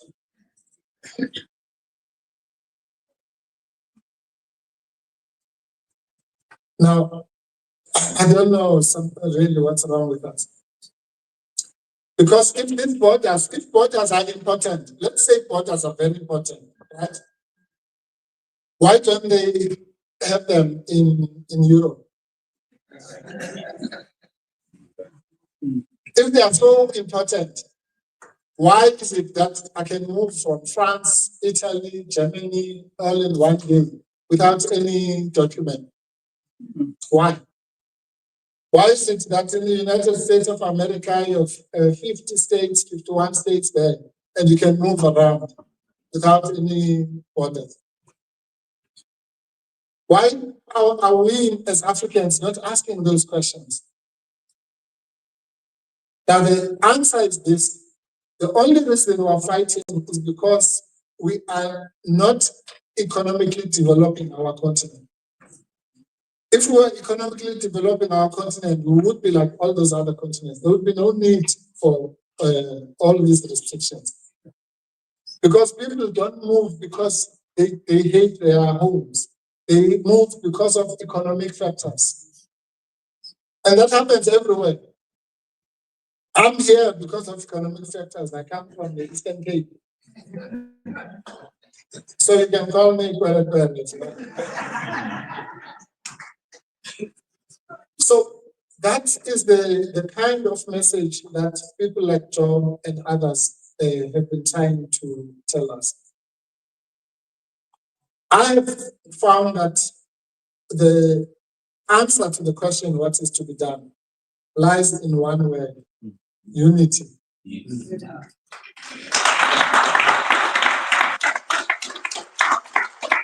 If each one of us fights for our own unity, whether in these nationalities that have been created for us, or across them, or also even continentally and beyond the continent, as Africans, there lies our salvation. I can assure you that without uniting us, without defying the divisions that have been created, we're not going to go anywhere. I'm 100% convinced of that. And my message today is that each one of us must do our little bit to foster the unity of our people. And let us defy the artificial divide and rule boundaries that have been created by others for us. And wake up and unite this continent. And you can never have a more powerful place than Africa if we unite it.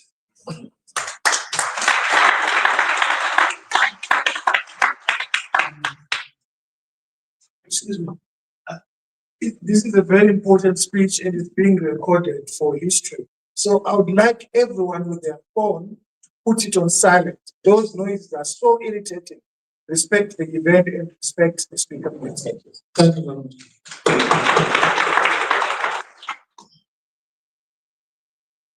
Now, not only did the Europeans and our conquerors manage to divide us, you know, there's nothing worse. Think about it, people.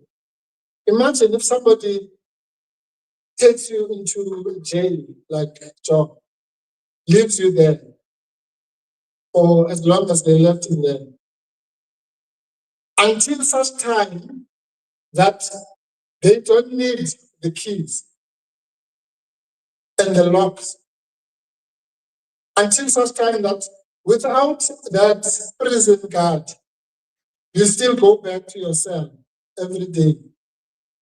That's what we have become. Because those people who carved all these borders are not here. Now we are the ones who are policing them, ourselves. So we're like shackling ourselves. We say, if you cross here, yeah. But one who said this is the place that you must not cross? Not you, not your forefathers, not their forefathers.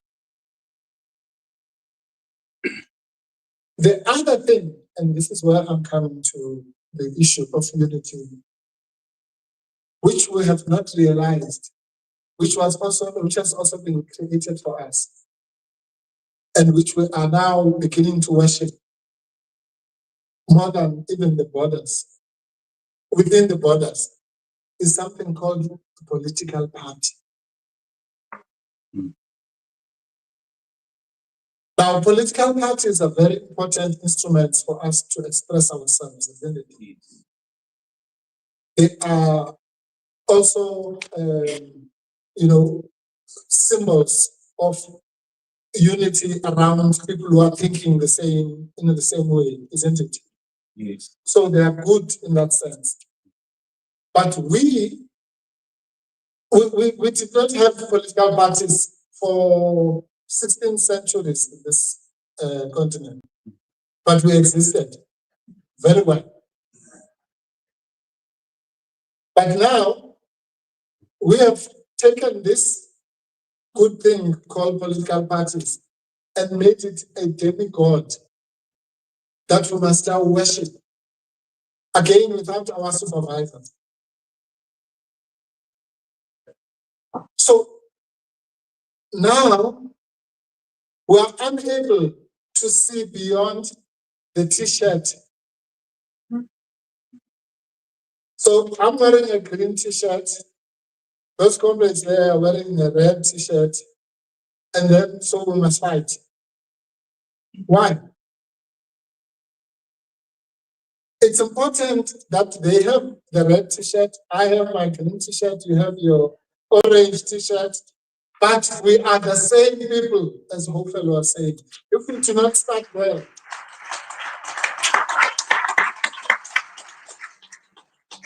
we are one people, and our enemies don't care about your t-shirt.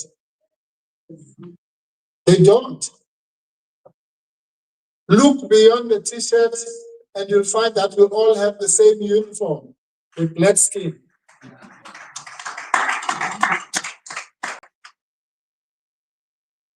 But when the oppressor sees you, they don't care whether you are from this or that political party. They just see a subhuman, someone who doesn't deserve any dignity, who is like an animal. It doesn't matter to them. So why must we use those things to fight against each other? And until we get that message, we're not going to go anywhere. So my message to you today is simple.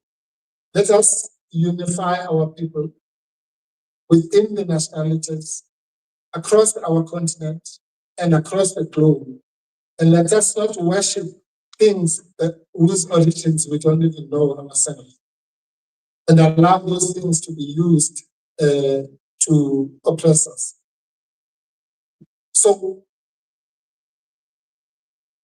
in Zimbabwe, we must be able to find, and this is not an easy task, in Zimbabwe, in South Africa, everywhere, we must be able to find those things that unify us.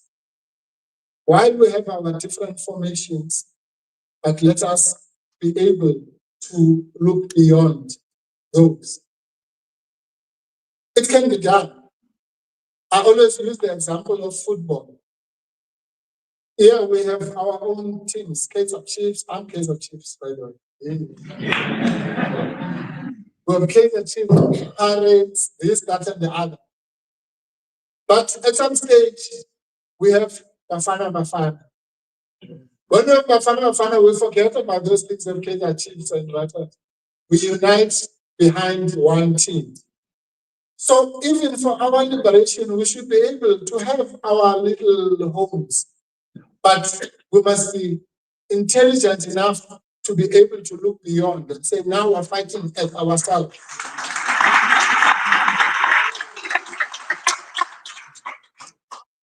And that is the challenge to the young people of our continent, to take us away from this self-imprisonment of borders and t-shirts, and take us to a place where we are going to develop this continent and make it a home for all of us. Then there will be no need for people to cross so-called borders. Because we will be able to develop our own places where we are. And we will be able to trade with the world. Just think about it. If we use the power of all 1.3, 1.4 billion Africans, in terms of numbers, China has about 1.4 billion people. India has about 1.4 billion people. Africa is about 1.4 billion people. So we should be one of the superpowers of the world as a people if we were united and had the same mission.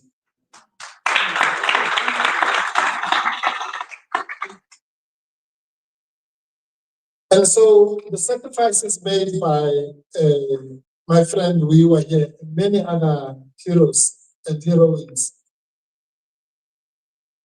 are really intended for that, people. And don't take for granted what he has done today, just at a symbolic level. The fact that you had a speaker from Mozambique and a speaker from South Africa and other speakers from Zimbabwe itself, that's a statement itself. So what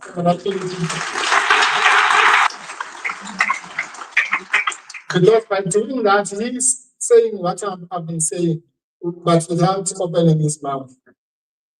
And that is what we need to do. So I will wrap up because I want us to deal with some of the issues in the Q&A, but I just want to leave you with this thought. Here in South Africa, as you know, there's something called the GNU, Yes. which is the biggest spell-out arrangement you've ever heard. Yeah. Now, we say again, it's our own weaknesses. Because we are the majority of the people, isn't it? And black people. And we claim to be Democrats. So we say we listen to the people. Now, the majority of the people, about more than 80% in this country are black and African. And they say, in their own words, when they were voting last year, we don't want any one of you to rule alone. We want you and you and you to come together. And what do? We go to the white people. I mean, what is that? Instead of listening to the people, we say we want to hear the people. And they're saying we want you to work together. Because we like part of what you're saying, we like part of what you're saying, and we also like part of what you're saying. And the results tell us that openly, that the majority of our people are saying, ANC will give you so much, MK will give you so much, EFF will give you so much, so work together and bring all these visions that you have given us. Some genius called Cyril Ramaphosa thinks this is a license to go and meet with the white people and say, those white people are saying, yes, we'll work with you, Ramaphosa, only on condition you don't bring MK and EFF. And he agrees to that. In other words, they're saying, why would you? I mean, I would be so scared if white people said, no, we only want to work with you, but not Job. I said, what's wrong with me? That's what they should have said. What's wrong with us? Why do they want us and not those others? So these are the kinds of questions and that we should be asking ourselves. If we want to come out of the mess that we have been put in, firstly by our colonizers, and secondly by these so-called liberators. And that is the challenge for our continent, the challenge for each one of us sitting here to think, what can I do in my own little space to unify our people? And I make the following examples. So I say in South Africa, if we could just wake up and if we had not done what I've just explained now and listen to the real voice of the people last year, our land would be back by now. Because we have organizations that are saying we want our land back. But we want to get people who are saying you must never get your land, say, okay, we want to govern with them. So now it's about 16 months or so after the elections. By now, I'm sure we would be now discussing how to get our land back. But what we ourselves have postponed the return of our land ourselves by teaming up with the enemies of our people. I've already said, now imagine also on the African scale. If we were to combine the dreams that people like Muammar Gaddafi had, single currency, single army, single workforce, and a unified continent, we would be unbeatable. completely unbeatable. With our weather, with our minerals, there's no other continent that has the wealth that this continent has.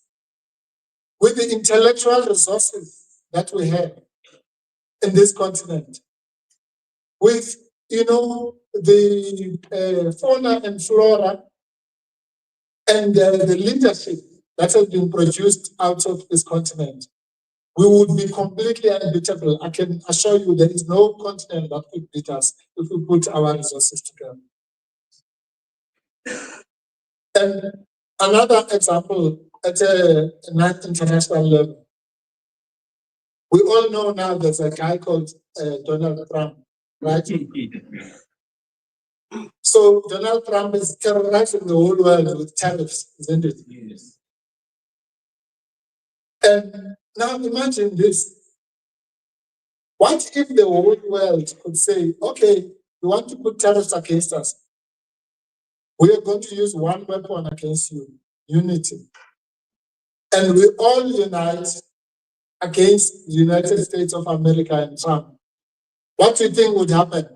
Americans would die of hunger and famine. But because Trump knows that we are incapable of this unity, he's able to play this one and this one and this one. And so 6 billion people are scared of 500 million people. So what am I saying? I'm saying that the tool for liberation of each one of us, of our continent, of even the world itself, is unity. But not just unity in itself, unity in action. Because the unity that is paper unity is not going to get us anywhere. Or declarations and shaking hands and photo opportunities. We need to unite as the people, not as leaders, as the people. And if we unite as the people, the leaders will be forced to unite. And therefore, let us, when we read this book, let's read it from that perspective. What is it that was driving this young man, who is not so young anymore, to sacrifice, to fight, to, sacrifice himself as a lawyer, as a person, as a student, and all the walks of life that he has gone through. And I dare say that if we relate to the story of Job Sikhala, we should be able to relate to the story of all of us as Africans. Thank you very much.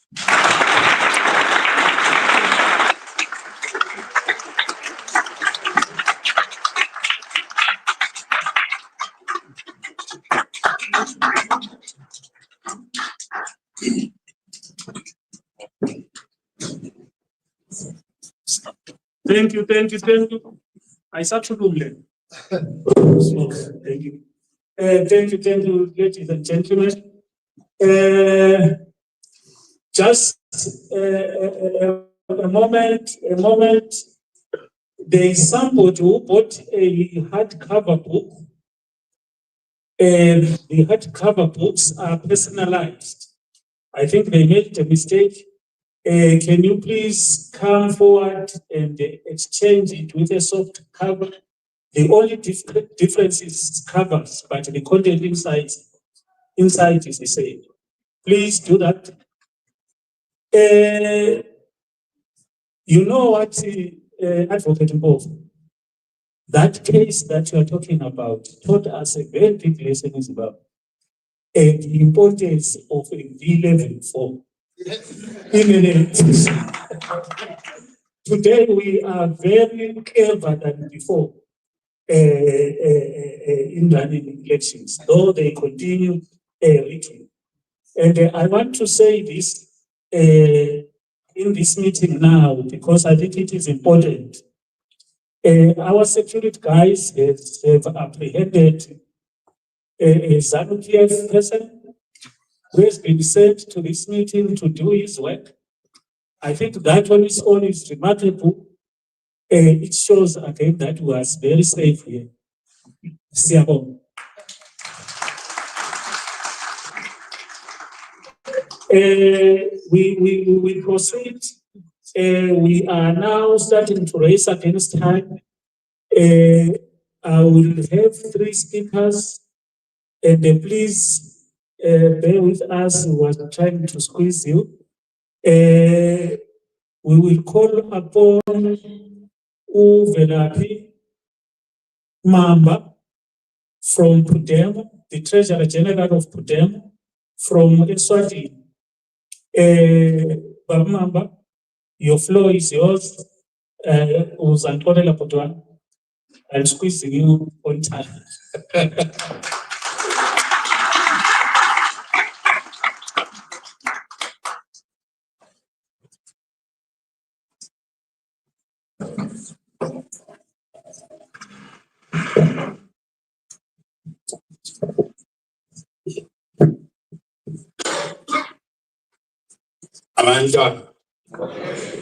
Amanda. Passing out Swati, passing is on here, passing. Pambe, Job Sikhala, Pambe. Amanda. Great, good afternoon. First, let me apologize for coming late. I was deployed somewhere else for a job meeting yesterday, and he knows where I was. But I'm happy that I'm here now. I hope that our being here is a demonstration of our fidelity to the cause of freedom, not just in Zimbabwe, Swaziland, but also across the African continent. I don't know whether it's. No, it's over. Oh, okay, thank you. Comrade Job, first I want to thank you for your courage, for being a spirit of resilience, for standing for the truth in Zimbabwe. I know, Comrade Job, that when you were arrested, an activist, Mondlane Ali, had been killed in Zimbabwe. Yeah, sure. And oftentimes in this continent, our people are treated as expendables.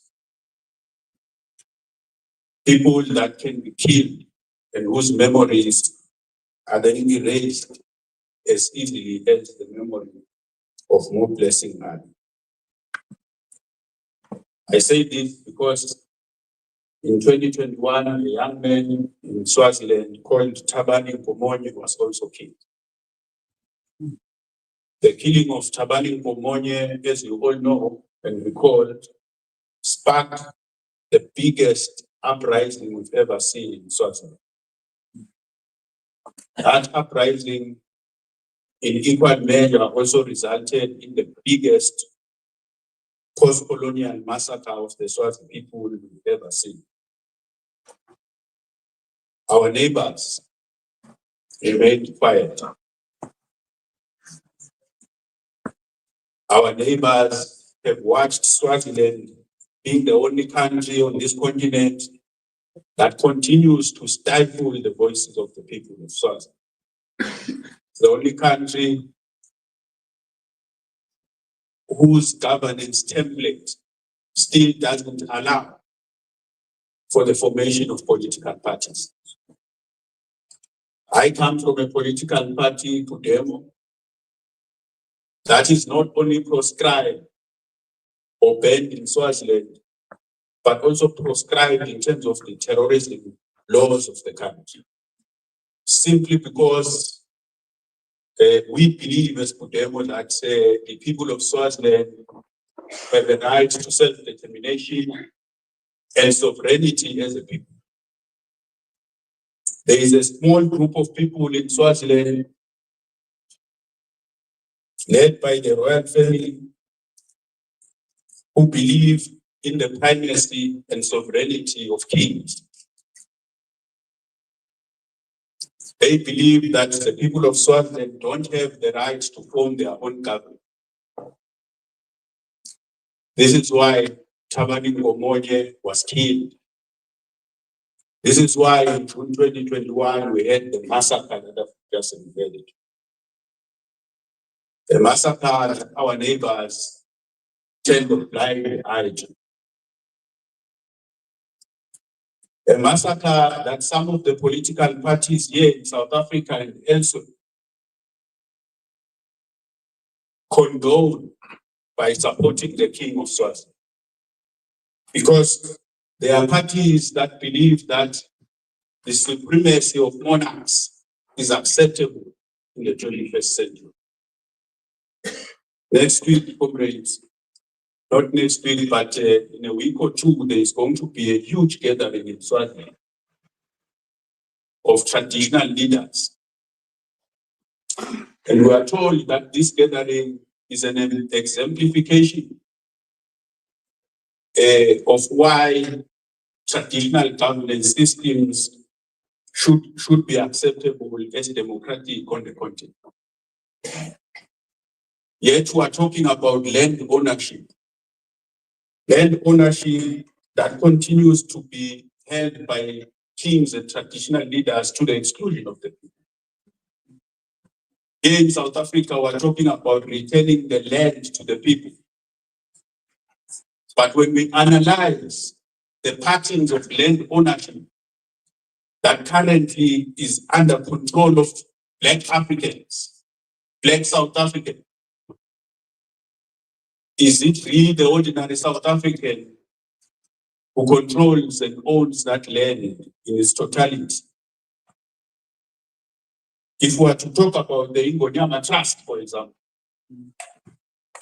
is it owned by Amazon? Do they have full ownership over that land? These are the questions that we want to raise, Comrade Job, unashamedly and without fear.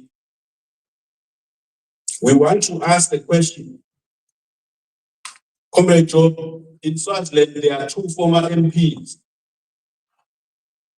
who are currently in prison. They've been in prison since July 2021 after the massacre. They committed no crimes. Comrade Job, you were given a suspended sentence after spending over 500 days in prison. These MPs have not been, in fact, they have been sentenced to more than 185 years in prison by King Mswati. Okay. There are parties here in South Africa who align very strongly with King Mswati the Third.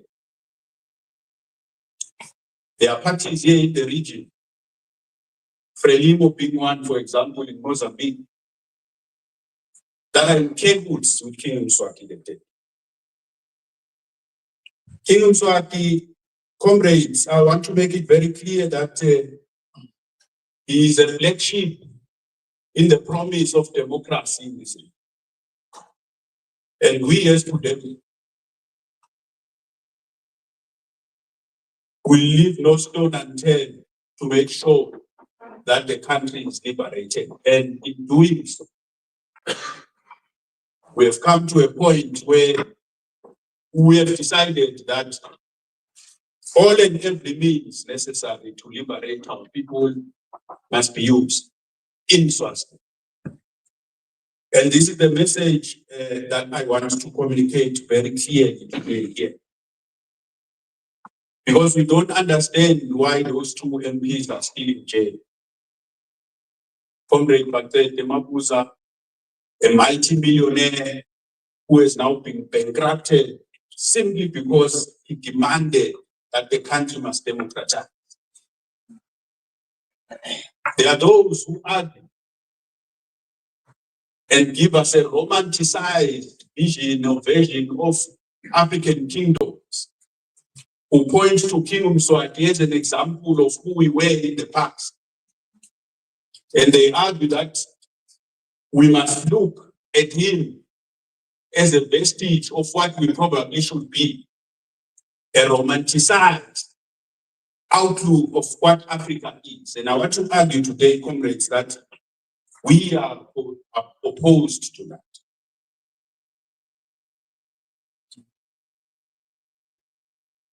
Besides, comrade, the two MPs that are currently in jail, one of whom I've already said was a multimillionaire who's being bankrupted now, taken away from his family, all his businesses bent down, all his businesses in the country collapsed, his family torn apart, he's in jail because King Mswati commanded that he should be in jail. Not because of a crime that he committed. Comrade Job, you were accused of inciting public violence. What is insightful about demanding justice for someone killed in the manner that Mondlane was killed? What is unjust about that? What is incitement about that? These are the questions that we must ask, because increasingly, comrades, we have a regime that is intolerant to its own people. We must not think, when we think more than our leaders who are put in jail, we are killed. In 2023, the regime in Swaziland killed Comrade Tulani Maseko. I'm sure all of you know him. A seasoned human rights lawyer. I was working with him. In fact, one of the reasons I'm not back in Swaziland is precisely because I worked closely with him. At the time, he was the chairperson of the Multi-Stakeholder Forum, a coalition of human rights organizations that's agitating for change in Swaziland. Next year, King Mswati will be celebrating 40 years on the throne. And in those 40 years, that throne has been bloodied by the blood of innocent people, including the blood of Comrade Tulani Maseko. And these stories represent the conditions under which 1.2 million people have been condemned by this entire region.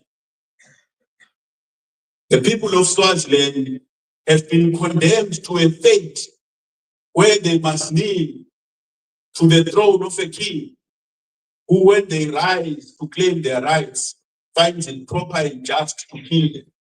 A king who is maintaining silence and not peace in our country, because there are those who argue that Swaziland is a peaceful country. Yet those of us who are from Swaziland know it's not a peaceful country, it is a quiet country. For there is a difference between peace and silence.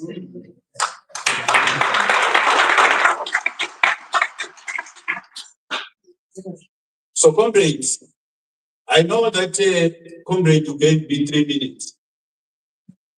But 3 minutes would not have been sufficient for me to convey the message that I'm conveying here today.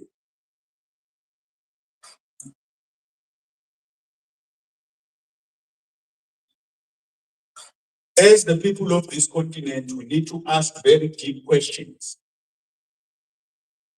Where must the power reside? The sovereignty of this continent, who owns it? And I've said to Comrade Job yesterday, and when we chat in our private discussions, Zimbabwe faces a very peculiar problem. A problem where I would actually say that ZAPU is the King Mswati of Zimbabwe.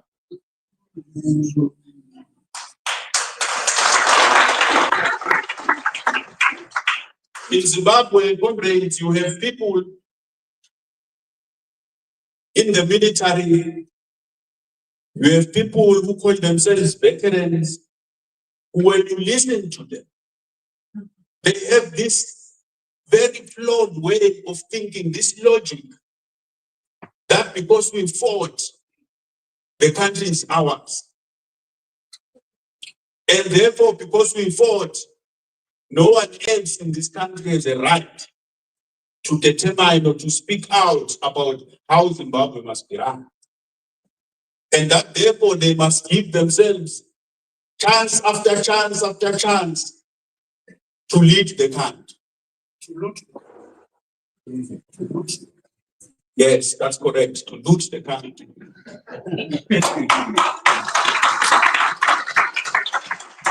Comrades, this cannot be correct. There is no, we as Pudemo are fighting for change in Swaziland. But that doesn't give us a license to govern. The license to govern belongs to the people of Swaziland.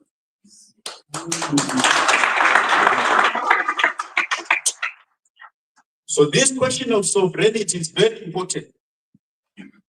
And this resurgence, comrades, of monarchies and traditional leaders is a dangerous thing for this continent. We cannot give our sovereignty to unelected people. I always tell comrades, even when I see these SADC meetings, you find King Mswati is seen to be the most important person, even in terms of protocol.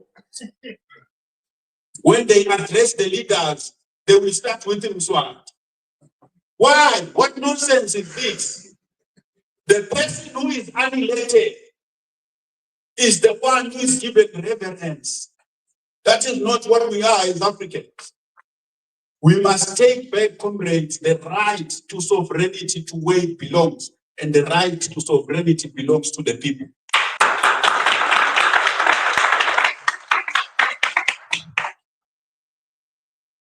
When the forefathers of this continent fought for liberation, in their minds, they wanted a united Africa. You all know the history around the Monrovia group and the Casablanca group and all that. But ultimately, it's clear that the vision they wanted was a vision in which the sovereignty of this continent rested with the people of the continent, not with a family, not with a party, not with an empire, the people of the continent. So we stand opposed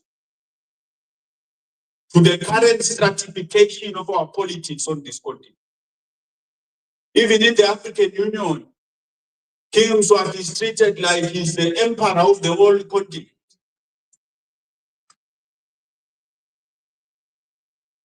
Why? Why must democratically elected leaders be subjugated by a king, a feudal institution? These are the questions that we must have. And there are amongst us, comrades, who are saying we must accept that we must go back to unchecked authority of unelected people and individuals like the King of Swaziland. And we are opposed to that. So I want to end, comrade Job and all comrades here, with all due respect, to say that as the people of Swaziland, you may think that our country, everything is going well, it is peaceful. But I want to tell you today that there is a standing mercenary force in Swaziland. A standing mercenary force that comes from South Africa here. A company called Bastion Security Group that King Mswati uses to silence everyone who wants to speak and voice out their thoughts about how the country is governed. So that's why what you have there is not peace, but silence. This force is stationed at Mhlambanyat. I'm sure you don't know the place, but I do. This is the force that is terrorizing people at night. You move around at night in Swaziland, you'll be accosted by masked men. Masks, you can't even see them. Not Elon Musk, I mean men putting on masks.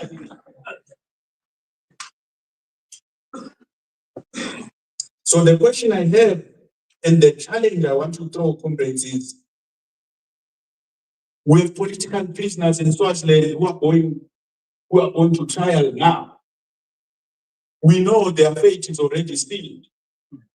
Just like your fate, Comrade Job, was already sealed even before you went before that magistrate in your country. Which then raises questions about judicial independence and whether the democracies that we think we have are giving us the kind of freedoms that we are entitled to. So in Swaziland, you have Comrade Thabo Vuligelabne, a leader of the progressive forces who is currently incarcerated in solitary confinement in Swaziland. Most recently, you all recall that the imperial power, America, dumped 5 prisoners in Swaziland. They called these prisoners uniquely barbaric. But in their unique barbarism, they were qualified to be mixed with the political prisoners we have in Swaziland. This is the point that I want you to see. So I want to end that we have in Swaziland, comrades, an imperial enclave that is being supported by some elements here in South Africa in the region, including your ZAPU.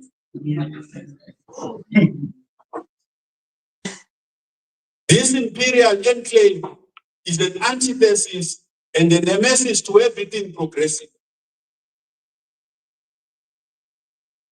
It's taking power, taking the leftist forces of the region. And next, in the 2 weeks when we host all these traditional leaders, the intention is to say, look at us, we can be kings and we can govern and we are okay.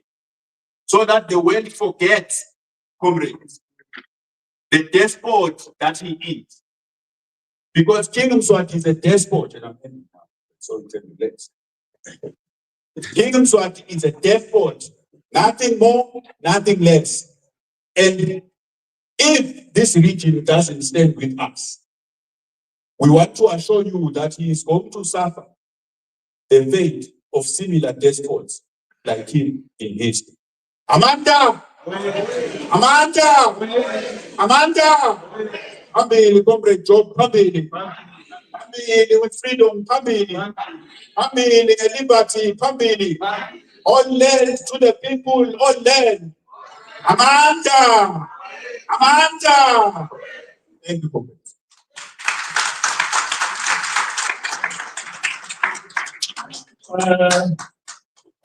Siyabonga wena ukulele.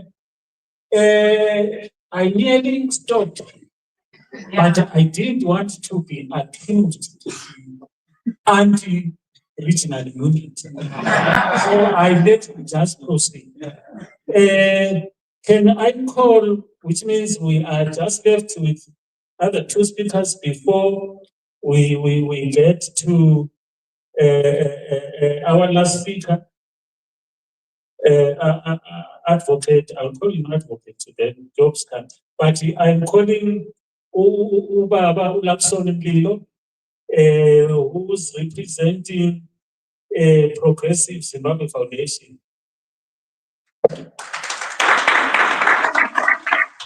Amanda, viva Wino, viva! Viva Progressive, viva! Viva Zimbabwe, viva! Thank you very much. Thank you so much. Program Director, I'll respect your time, I promise. I'm not going to be long, but I just want to read a statement and then we move on. Can we all listen to this? Today we stand united. Today we stand united in our pursuit of freedom. Freedom isn't just a word. It's a fundamental human right that has been fought for.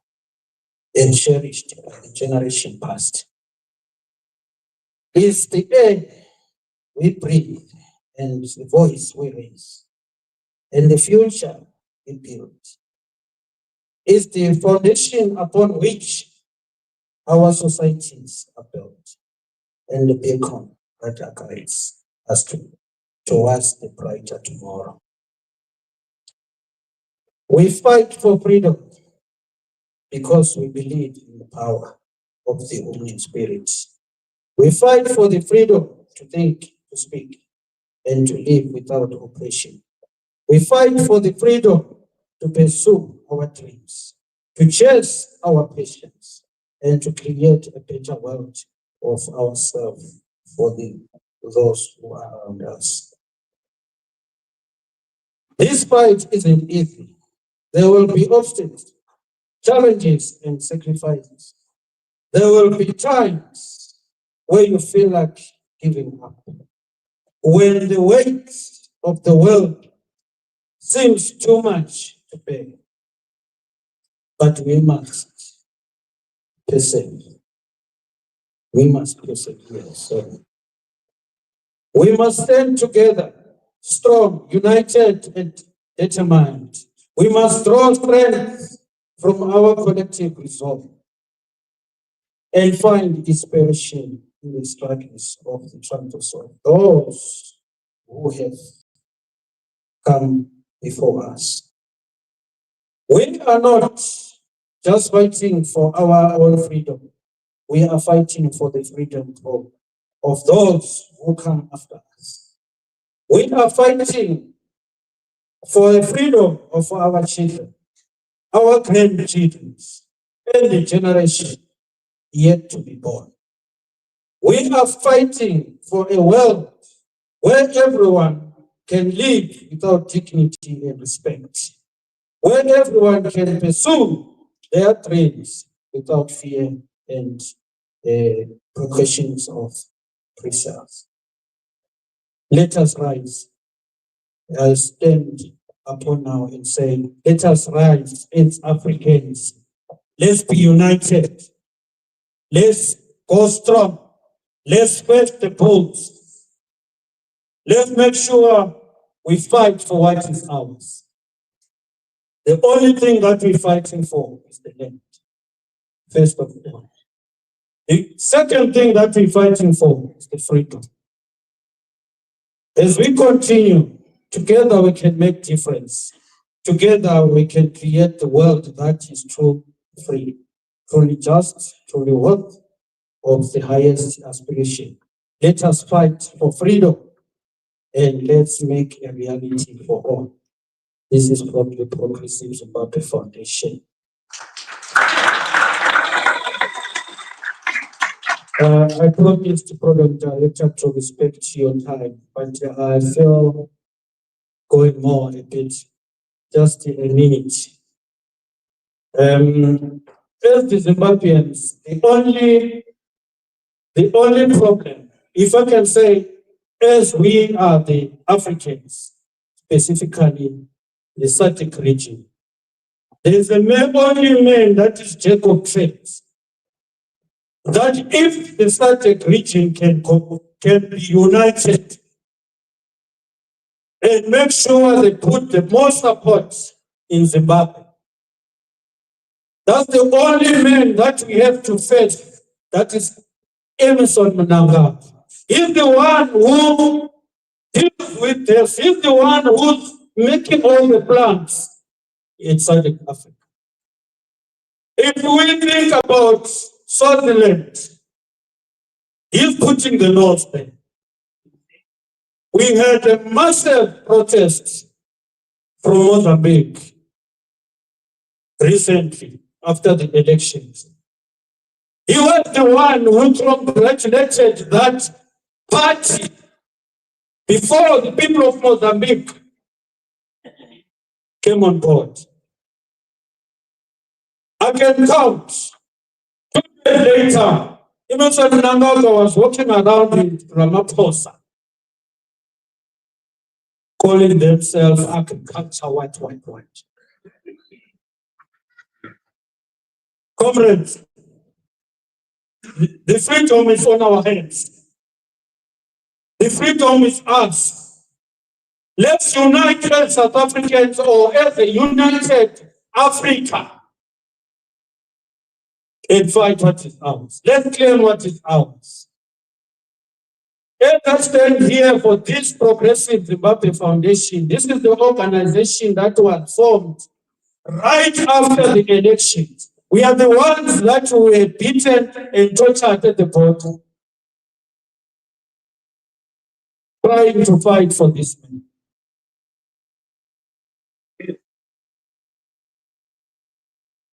Allow me to say this, Mr. Weaver.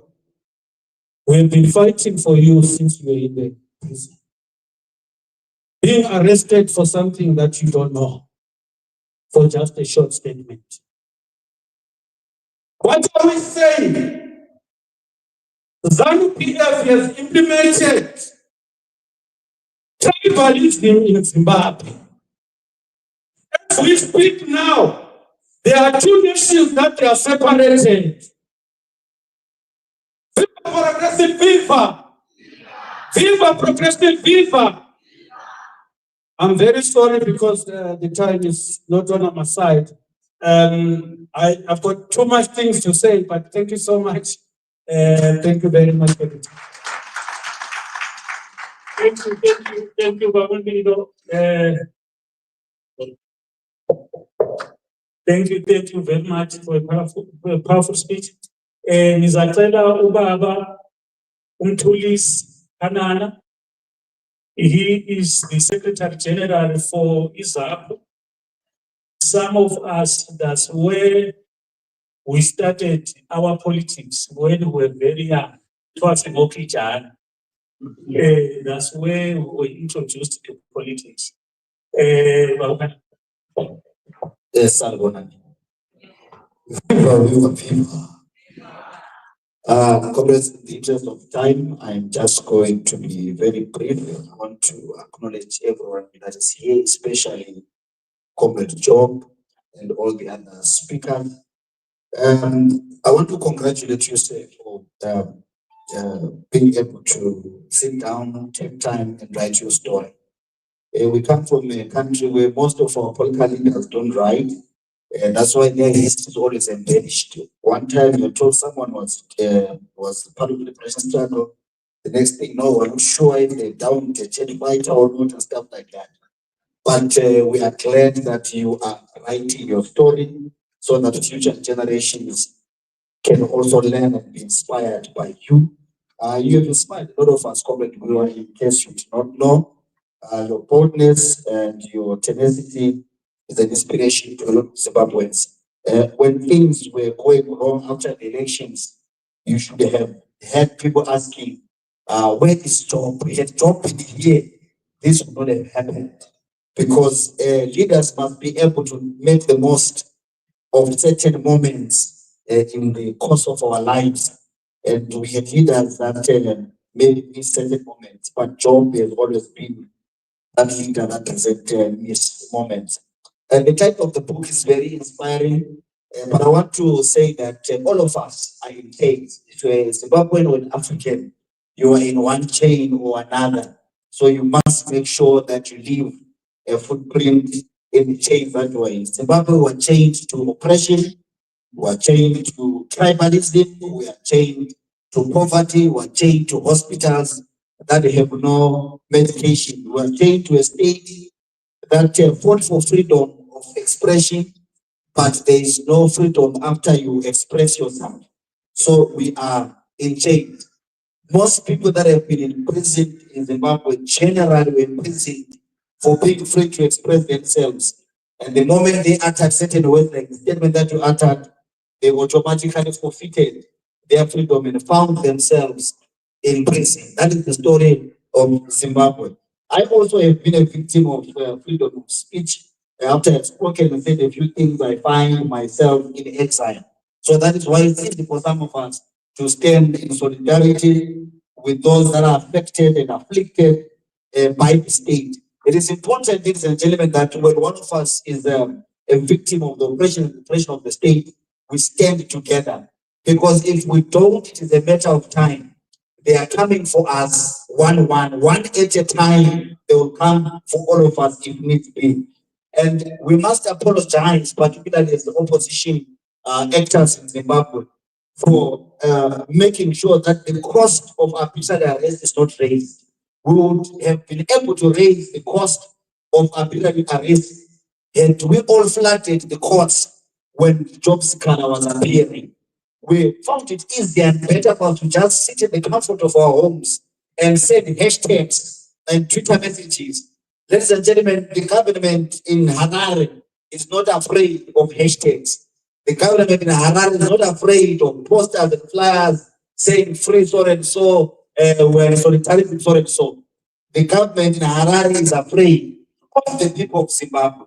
And it's high time that if any of us is arrested, let us show the government that it is expensive to arrest any Zimbabwean by making sure that we pass each other from Bebesi, from Shombe, from Uzumba, and we go to the courts to make sure that the government is afraid of arbitrary arrest.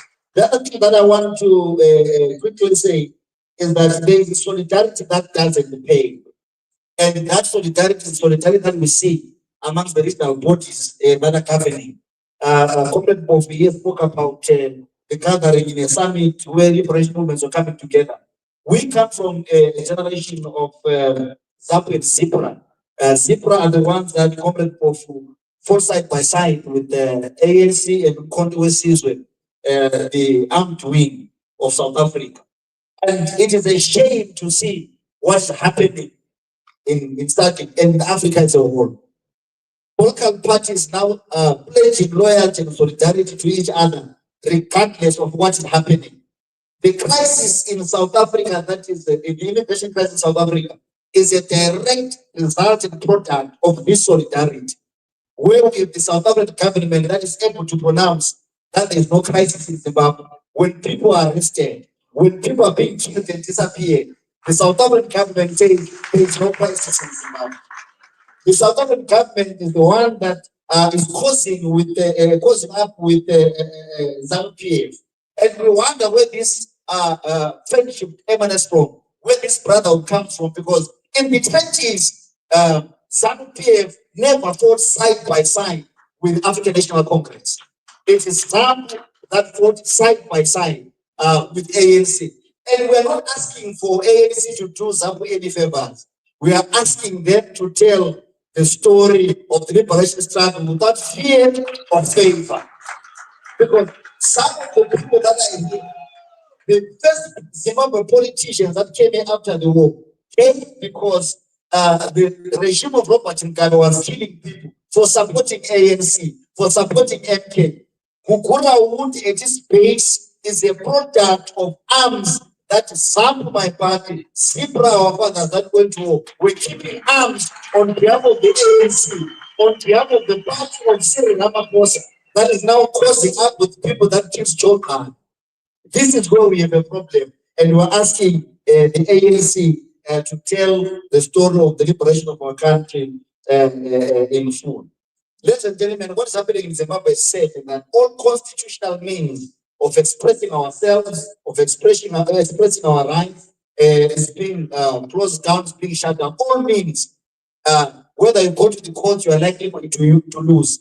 When you ask to meet and clear a meeting, they're not going to allow you to clear a meeting. Tomorrow, we're meant to have a committee meeting discussing the issue of Kukura, because the state has said, let's talk about it. We tried to send a letter to the police. Guess what? They said, no, you are not going to meet because your letter does not meet the requirement of MOPA. What is MOPA? It is a colonial law that ZAPU inherited from EFC and is using it to oppress fellow people. This is the Zimbabwe that we live in. But the problem, Comrade Weaver, that we have now is that if constitutional means are becoming unconstitutional, it means that the people of Zimbabwe again will start looking for solutions outside the constitution.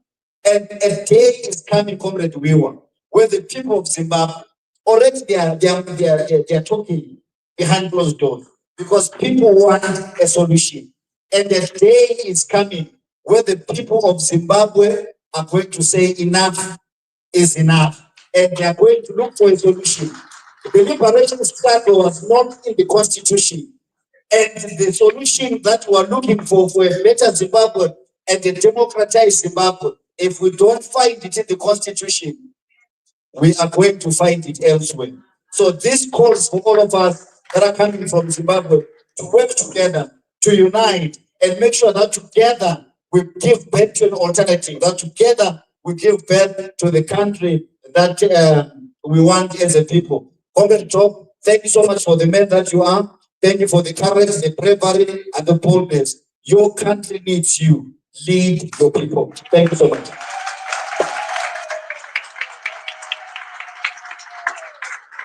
Thank you, Mabuza. Thank you very much. We are going to have the group, the entertainment group will read us a small song that they composed specifically for Wiwa. Yes, madam. Viva Job Sikhala, viva! Viva Job Sikhala, viva! Has Galactic Geseli. Amanda! Amanda! Awetu! Asabe DJ. DJ says that.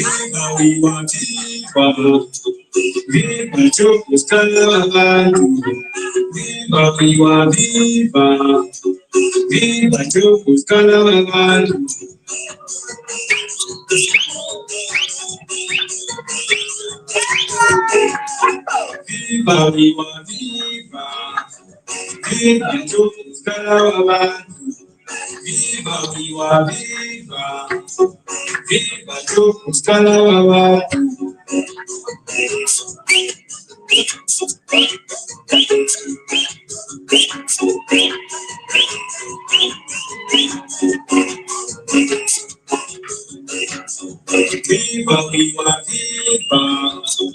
Viva Job Sikhala abantu. Viva, viva, viva. Viva Job Sikhala abantu.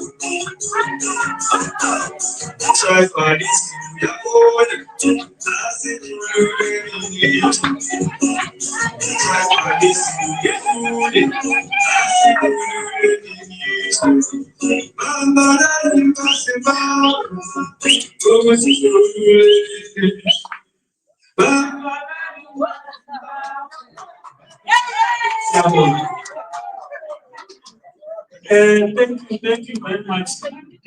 We have refreshed and ready to continue. Ready to continue. Peter, if he's around, please come forward. Peter from EFF South Africa, to please come forward.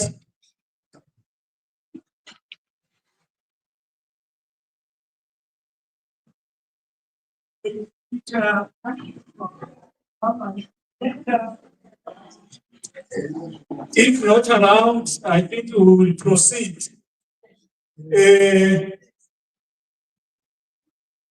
If not around, we are proceeding. Ngizabiza umama, who is the president of Women Movement of the National Democratic Working Group. Umama Sportsio Spanda. Qina Mbokodo qina. Qina Mbokodo qina. Wathintha abafazi. Wathintha abafazi. Ngiyabonga. Wathintha umfazi. Wathintha umfazi. Wathintha umfazi. Ngiyabingelela lonke ukukwazisa inese. I'm sure most of you know that Chishona, I'm not touching the air. I'll be mixing, I'm not mixing languages, I'm not good in English. Ndikukwazisa inese, ngiyabingelela lonke. Sihlangene namhlanje ngendaba enkulu kangaka yemikhulonji kababa wethu uJob Sikhala. I told people last time when we were launching in Bulawayo, that was it's not just an ordinary book. I told them that this is a pregnant book, but today I'm coming with another vision. This is a book which is shown by someone who is running, who is on a race. Baba Sikhala, you are running your own race. You are on your marks, get set, ready. But what I'm going to tell you today,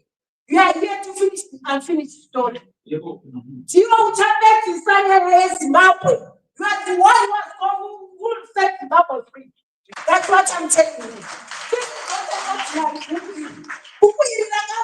Zara kurwadziwa kuchena arina bhuku story Bible arina bhuku rokuseka hakuna chero any chapter yokuseka ibhuku rinonzwisa rinoti chii kuzwisa ubuhlungu so mina andinakho kuneni handisina zvinhu zvakawanda zvandingataure vanhu vese vataura tichitenda maguest owners edu auya kuzotikata especially baba Mondlane tichitenda maspeakers edu. Thank you for what you did for us. I'm under mentoring. He's my mentor. But I always say he's my mentor. Come here, my mentor. Come and tell me. Come and tell me, my mentor. Come here.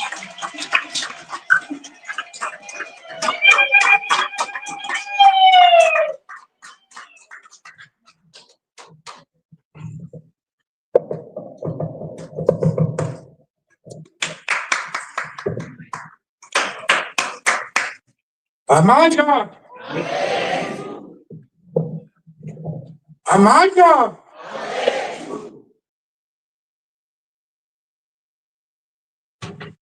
Viva Zimbabwe, viva! Viva! Viva Eswatini, viva! Viva! Viva Mozambique, viva! Viva! Viva South Africa, viva! Viva! Thank you very much, Master of Ceremony. Today, when I woke up in the morning, I found hundreds and hundreds of missed calls and messages from my family and friends back home in Zimbabwe to advise me that last night, terrorists went to my house and bombed it to destruction. My house was bombed last night. The agenda of the enemies of civilization was one. There was huge panic by the criminal over our book launch here in South Africa.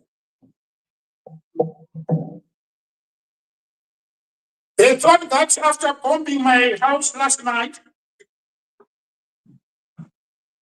I was going to get panicked and fly back home to go and attend to the family and children. The entire world knew that Job Sikhala was not in Zimbabwe, it was in South Africa to launch his book, Footprints in the Chains, the life story of Job Sikhala. The agencies of the system knew that my wife had gone to our home for the memorial service of the late wife of my uncle. So at the house there were my 4 children, one of them young.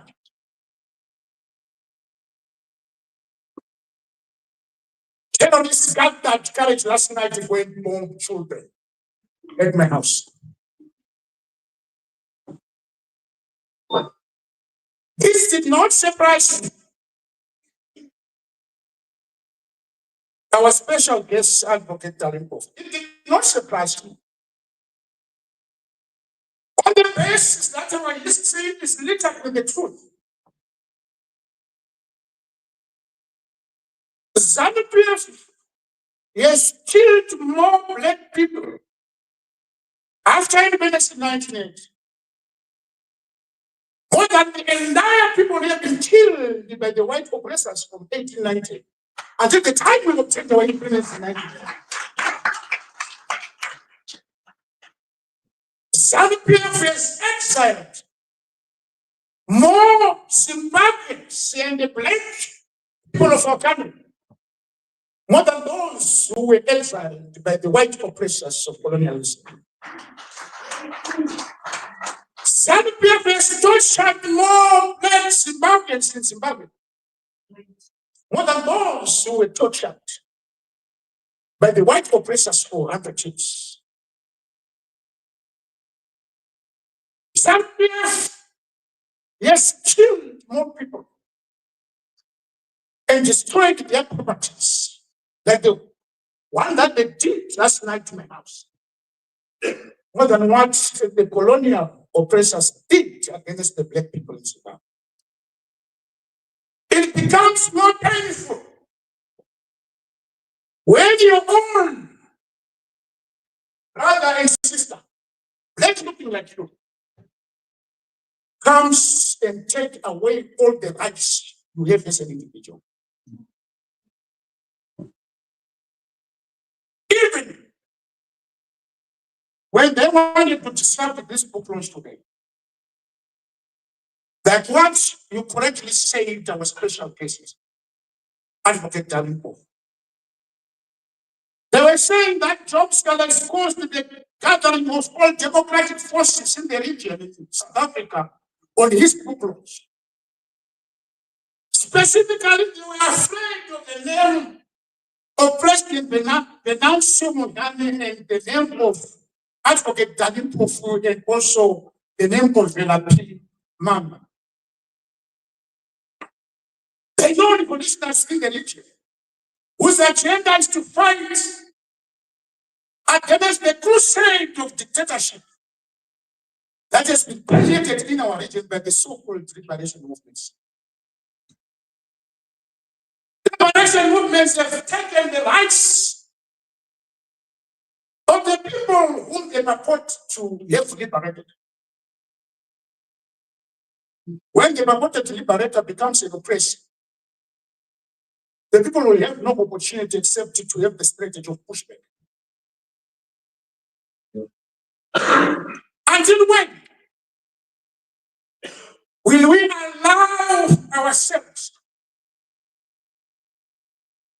to become slaves in our own motherland? A very important message that I want to give you. This regime has been persecuting me for years. Since the beginning of the mass democratic struggle in Zimbabwe, in the late 1990s up to present. Frequently arresting me and taking me to prison as and when they wish. And as and when they do. And as and when their appetite for oppression comes to them. They only as an object of oppression. And a symbol of that which we call in legal parlance a patent worship. Advocate Dali Mpofu and their training, Eric Mabuza know what is called the patent women should do. Where on a daily basis a drunken husband in his drunken stupor comes home without the bread for children or even a sweet. Gets the pleasure of patterning his wife daily on the basis of this on personal weakness. And what it is one of the greatest defense in murder cases. A woman consistently battered and they take a table knife or a spoon or a pot and hit back his husband and the husband loses his life. That's why if we had made that his husband, you will have the defense of a battered wife at home. When yes, Lord will say enough is enough, I cannot be continuously battered by this man. I cannot take it back. I've been battered enough. It's now time for me also to get back.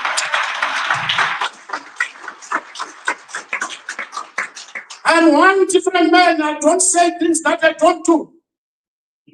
I'm not a man of empty things. I charter state to the letter. That you all know me in Zimbabwe. I'm not saying that is, do I have time to deceive our people? Because our struggle is too big. I forget Dali. Even when I go back to Zimbabwe, they killed me because of their persistence attack of myself. I promise all of you, you must continue fight against the oppression in our country. Continue supporting the sons and daughters of the people of Zimbabwe. Their agenda is now gone beyond persecuting me because they realize that the spirit of Job Sikhala cannot be broken. They are now going for my life. They now want to eliminate and kill me and my children and my wife. If they came out, they are continuing in that journey. The struggle continues. You must intensify your fight against the dictatorship of some people. Yes, yes, yes. It must energize all of you to realize that the struggle against an insane dictatorship is not just throwing the pan. It needs determined men and women. There are many people who have sacrificed their lives for the freedom of the masses of their people.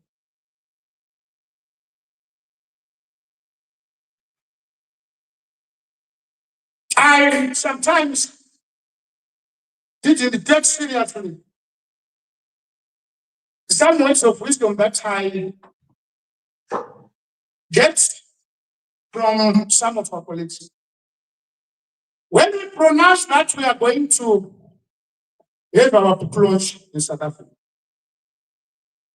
on this day, the 30th of August, we went to have lunch at Professor Bomandasa's restaurant. And when we were having lunch there, he approached me and told me that, Job,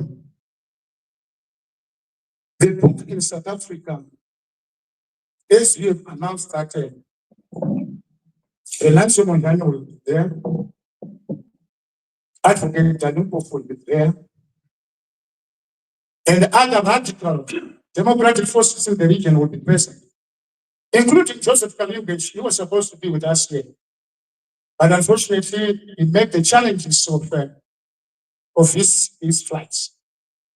He told me that they will make sure that one of you, either you or Mondlane, won't make it to South Africa. I said, how? Because we believe that we are going to. He said, just wait. Only for 2 days ago, President Mondlane to send me a message saying, my big brother, the Mozambican government say that we are not going to allow you to travel out of Mozambique because we are investigating you for terrorism and treason charges for what happened in the past.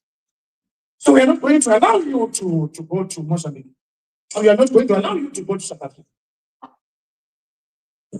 But the problem with the dictatorship of today, they live in the world of the past. They don't know the power of technology. Technology is going to defeat politics. That's the way.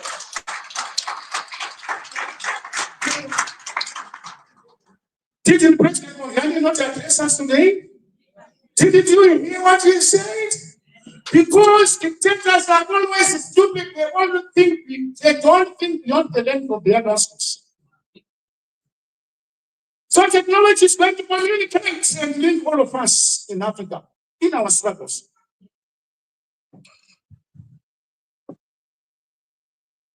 Advocate Dali.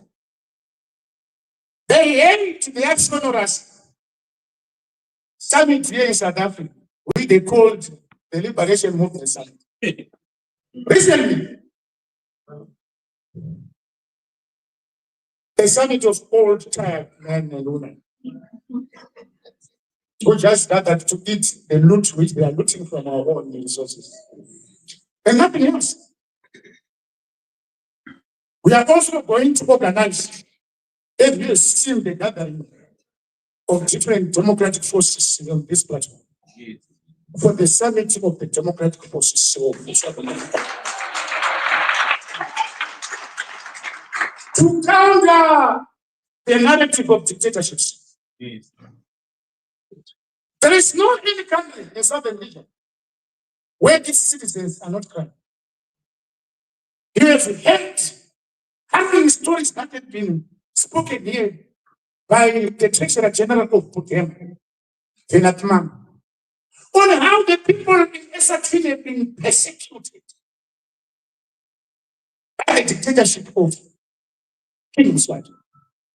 The man who has more wives than brains.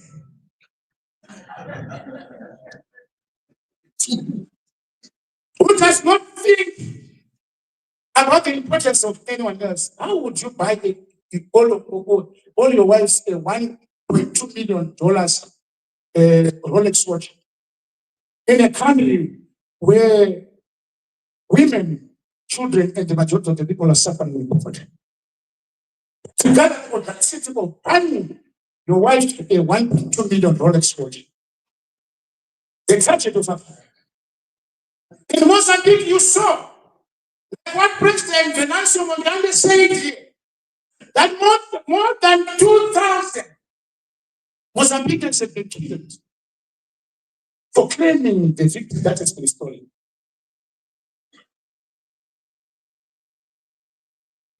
What exactly the Secretary General of ZAPU said? Elections in the region have now become a ritual, where we are only asking to go to elections, but your vote won't count. You can go and vote 1 million times. It won't help you. Since the formation of the MDC after we formed the MDC in 1999, we were winning every other election. Yes. There is not any election that we lost. No. That we had won the 2002 presidential elections. Yes. And openly even that we could not even master the art of how to read when Morgan Chagrin outrightly defeated in 2008. Yes. They refused to spam. Yes. This time they will listen to whether they like it or not. They will listen. There are moments when we are tolerant, but there are moments when we will be making sure that we will demand our part. I think you all heard that's when we had a successful book launch in Harare and in Ulawi, and when we went to Masingo. Yes. Some drunken wounded elements from ZAPU came and started it. Here in South Africa, they couldn't have tried it. I only heard that they caught a member of the Central Intelligence Organization, who was here, who was just taking some messages in form each and everyone's speech. The way they do that, they do what is quickly, whatever each one of us is saying. And they've got him entertained him. But he is not harmful. The security. Go and check that ZAPU person, wherever that member from the intelligence, wherever they put him, bring him in, let him follow the procedures. They must know and hear what we are saying so that they will know that we mean serious business. We want business if the message is that we try to not reach the enemy. The enemy thinks that it is business as usual. So please bring him here. I want to see, bring him here. I want you to report what is seated there and then reporting to his masters so that they will know what we say. We are completely different from some people. Yeah. Don't harm him, don't touch him, or do any form of violence against him. You can save them, my brother. Don't worry. You can give him this one. Let your phone, my brother, continue reporting because you want your masters to hear. I'm not reporting. Don't worry. Sit down, my brother. The security is already told you what has been happening. Yeah. No, come and sit. Let him come and sit next to my brother Dr. Chasper. Yeah. So please connect the coach, don't worry. Give him back his funds. Thank you very much. Thank you very much.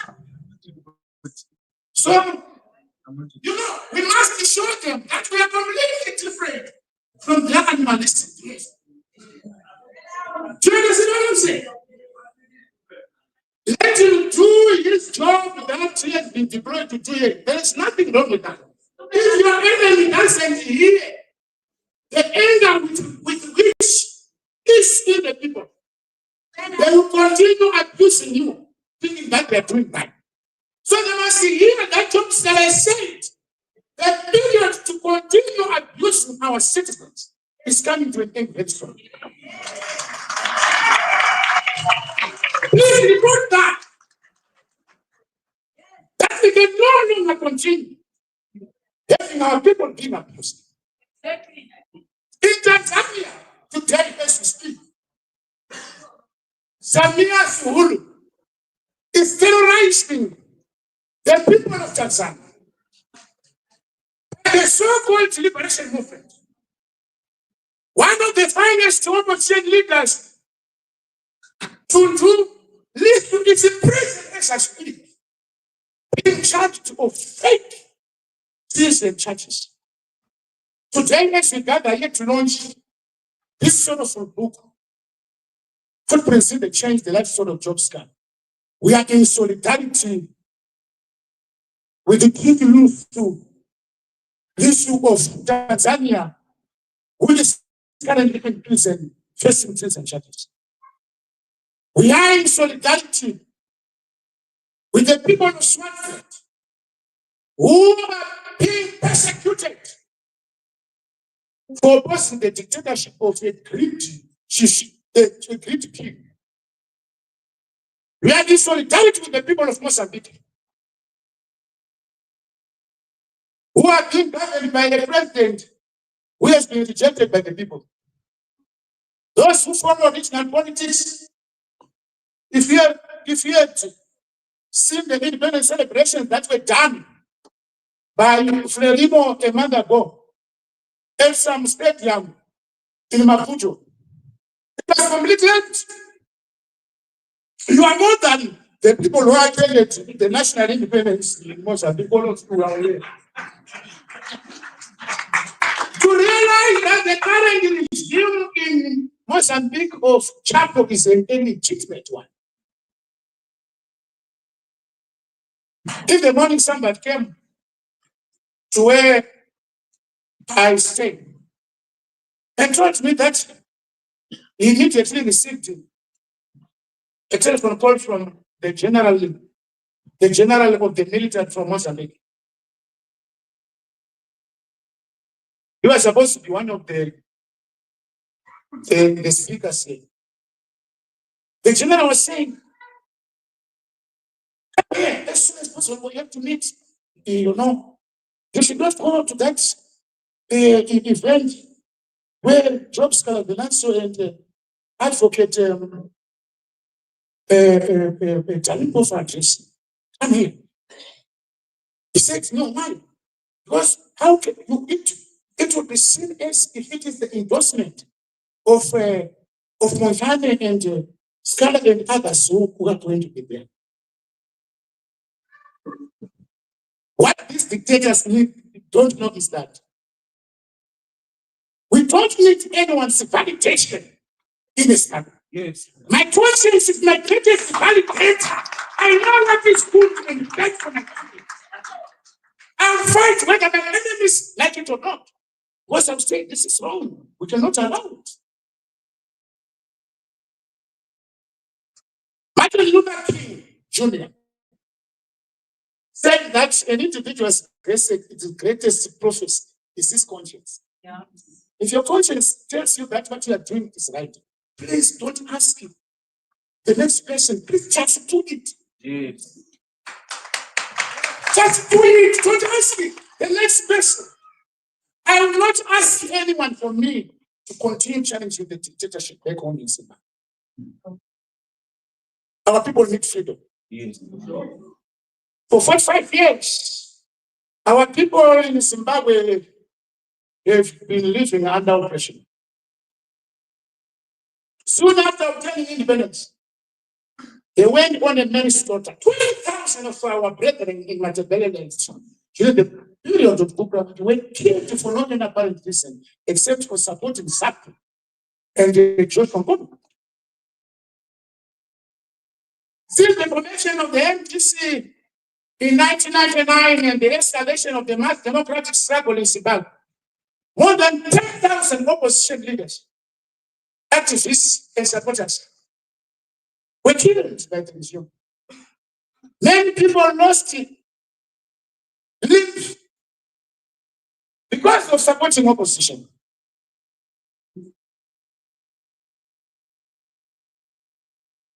There are so many things that have happened and told stories in our country, which we cannot continue keeping quiet.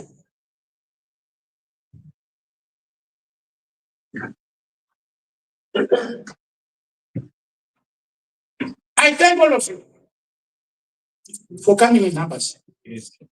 Thank you very much for coming to support this program. Thank you, all of you. I thank you. I thank you and I dearly love you. Amen. Thank you. Amanda. Amanda!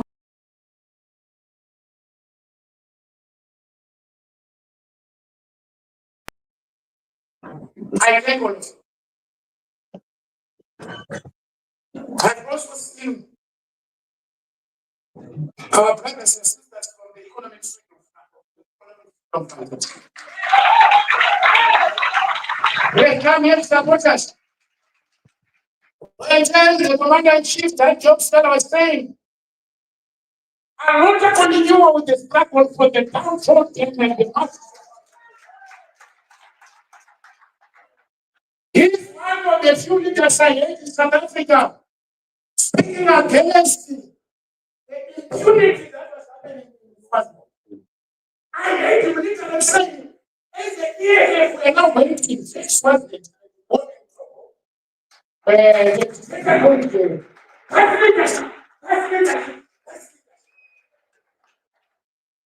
So regional solidarity among democratic forces in the region must be taken back. Advocate Dali, you are the icon of the liberation struggle in South Africa. You joined the liberation struggle against apartheid at a very young age. That's also the same thing that we did ourselves. We learned from the best. That's why I love you so much, my brother. I love you, not only you, but I also highly respect you. You are one of the finest legal minds, not only in South Africa, but in Africa and the world. You must now sit down and wait the plan of holding the summit for the democratic forces in South Africa. As long as Sajat is there is no any happiness that will be driven out of that body. The people sitting in Sajat are there to serve and protect each other to make sure that they continue looting and plundering the resources of our region. We need a body of all progressive political organizations in the region who will come together as a bloc, as a countermeasure against the dictatorship we have in the region.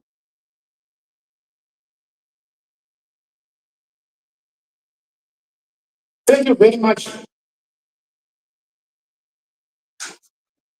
Advocate Dali, for raising this very important question. You have given us a lot of lessons on how Africa Our Africans end up hating each other for not an apparent reason, but colonial disposition of man. Do you know what? Do you know there are more Swatties living in South Africa than those living in Swaziland? You know the population of Swatties in South Africa, in Mpumalanga and the eastern side of South Africa are 4 million, while those in Swaziland are 1.2 million. But those are the same people.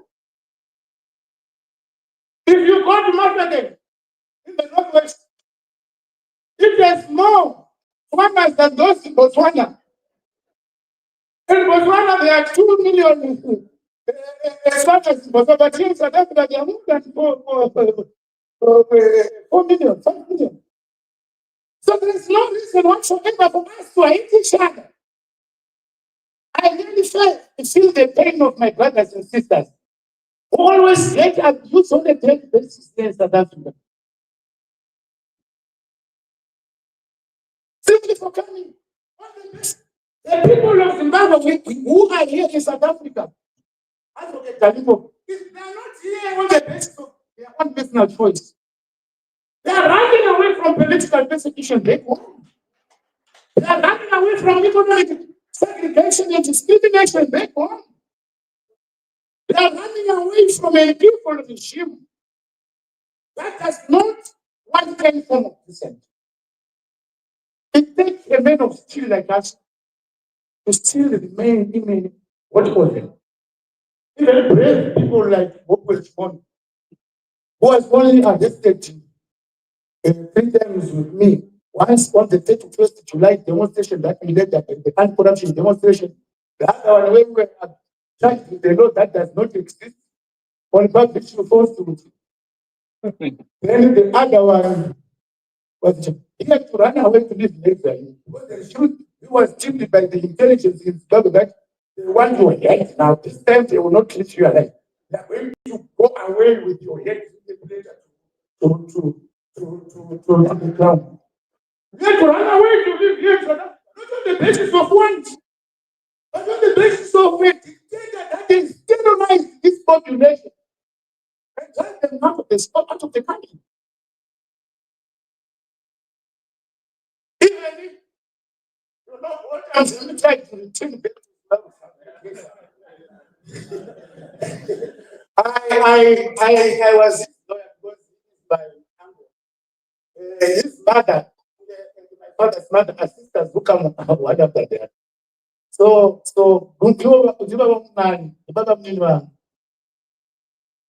I told him, when I assisted you now, you cannot come back to try to organize the children with Nanda. Then when it goes wrong and then it throws and you want him to assist your country. So I told him, you are going to suffer more than the way how I suffered for 2 years without any offense that I committed. It's the kind of beauty that we have in the country. Who else those who are working with them?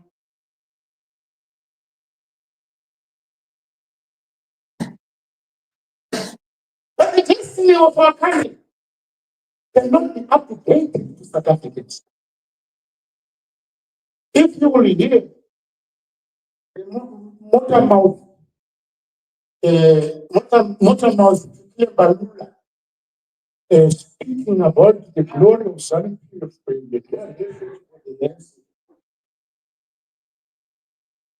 the only man from a political organization that congratulated Chapo before even the Constitutional Council of Mozambique announced the verdict. We congratulate the same of we congratulate even when the legislation of Emerson was boycotted by the entire British leaders in Southern Africa in 2023.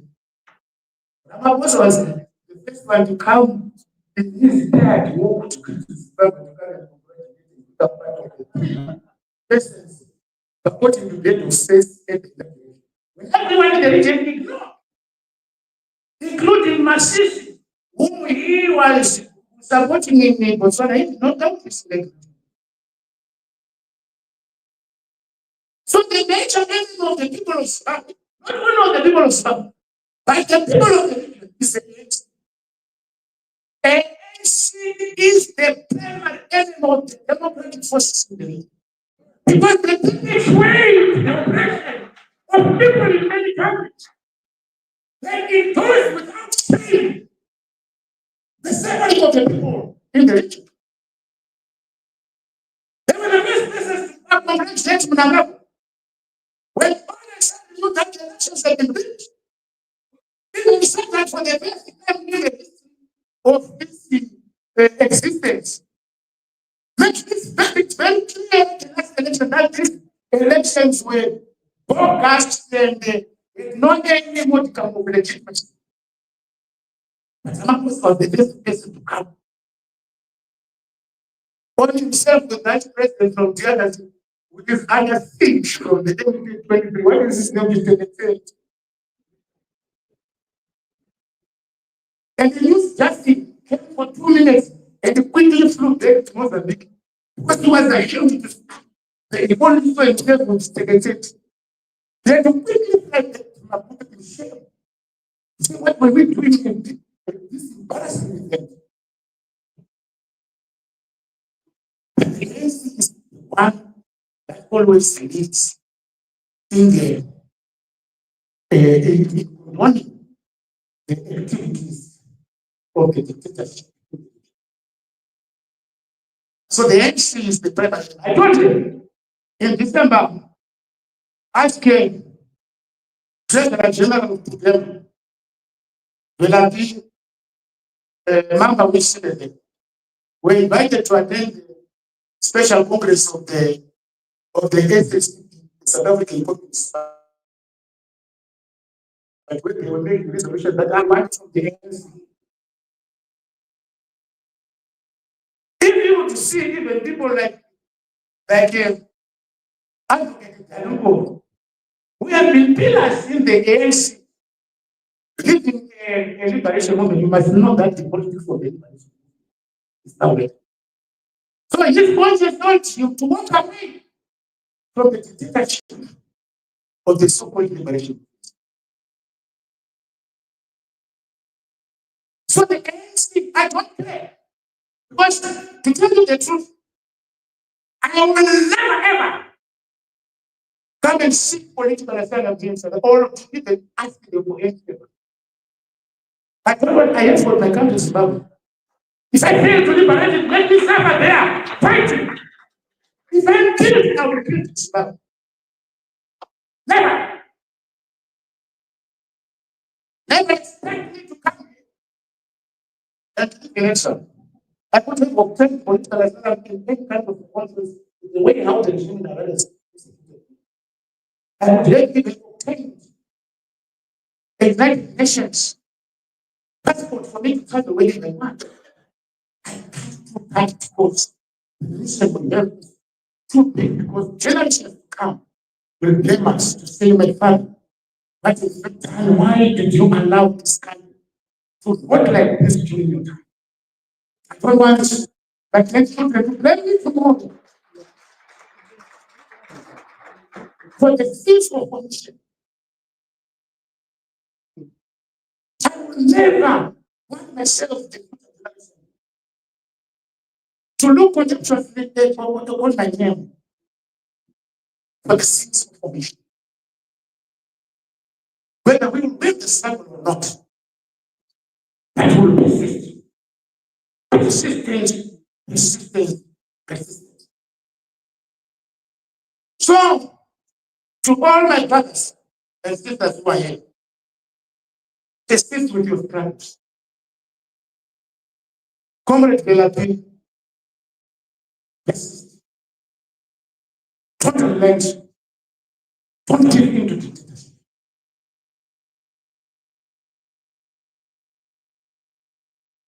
Thank you very much, Council Mabuza, for blessing this occasion. Thank you very much. Thank you, Secretary General ZAPU. Please, you gave us a very good political trajectory. That's getting solutions in a struggle. Which are the liberation movements who claim to be us today were also not constitutional. You must be free. Did I say how to speak? The sweet, my brother, the sweet, my brother. My brother, thank you very much for enlightening people who have experience in prison. Prison is not a good place. I was kept in a solitary confinement. When the director of this institute was taking us around yesterday to show us around this area, he was showing us what is in one of the stock exchange standard. So when all and some patient came down there with the almost the size of the kind of sort that confinement that was necessary. We must thank God and the ancestors of Africa where they kept me to come out of that solitary confinement. So they kept the solitary confinement for 500 years. Many people who were in those solitary confinements are the most condemned criminals in the country. The ones that have committed the most horrible crimes like murder, those who were in the death sentence and those who were in the life prison.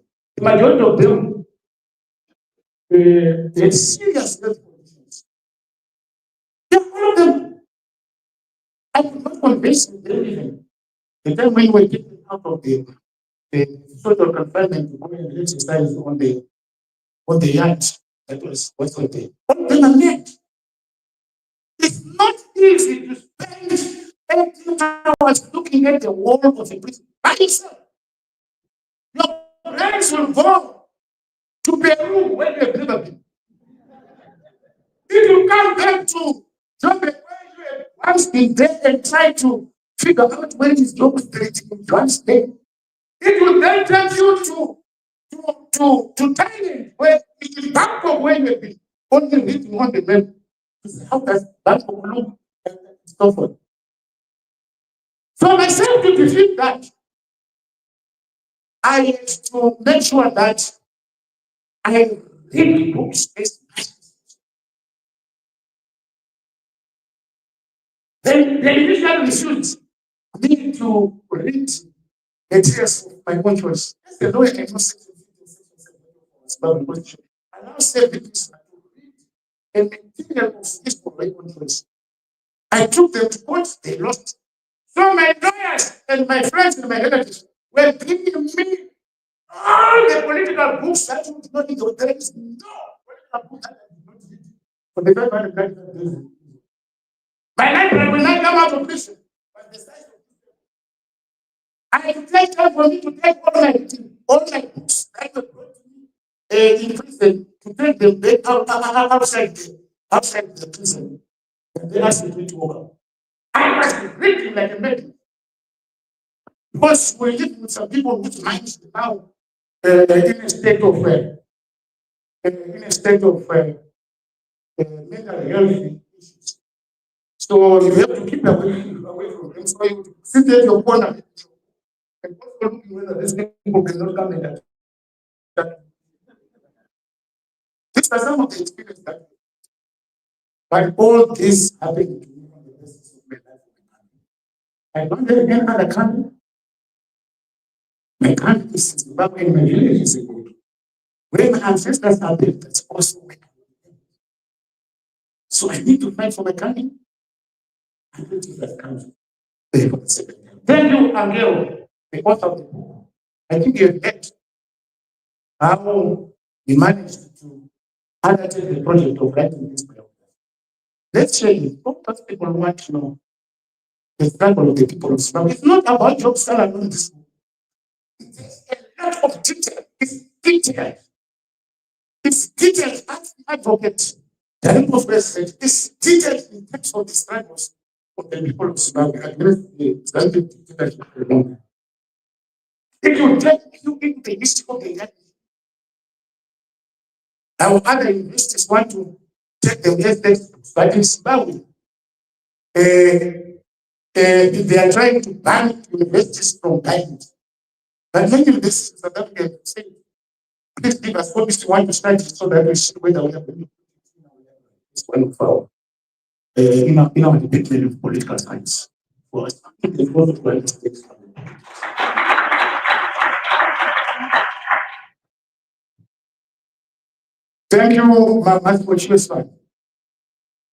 The revolution. We shall stand on the shoulders of youth of struggle in Africa, like Mama Wimagere. Must push yourself to become fearless women who stand against the abuse by men in power. Don't allow men to use their masculine gender power to stand for the rights of women. That's why you're the president.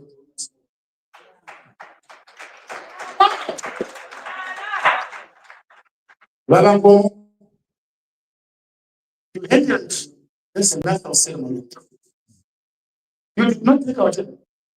They are masters of ceremony who next day invent their body.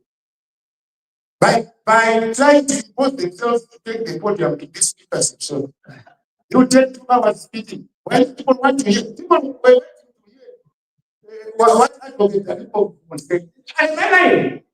People wanted to hear what the next woman was going to say. People wanted to hear what Job Sikhala was going to say. But simply the masters of ceremony, they will take 5 minutes playing the right stand before the audience. And still thunder from the guest speakers. But this man has been when less giving back. He has been very good and excellent job. Don't leave without the call of pension. In Zimbabwe, they are being sold for $50 Executive copies are going for $100. Just President will say, Dr. Charles President will say, what are these executive committees here? This executive committee gives now, for instance, he will pay $100 for this. But then in South Africa will say, you know, our brothers and sisters in South Africa want bed because of economic persecution that the regime is now. We are going to make it $400, which is $22. Pay rent for yourselves. So it costs for $400 and not 400 rands, and which is just $22. Get your copy.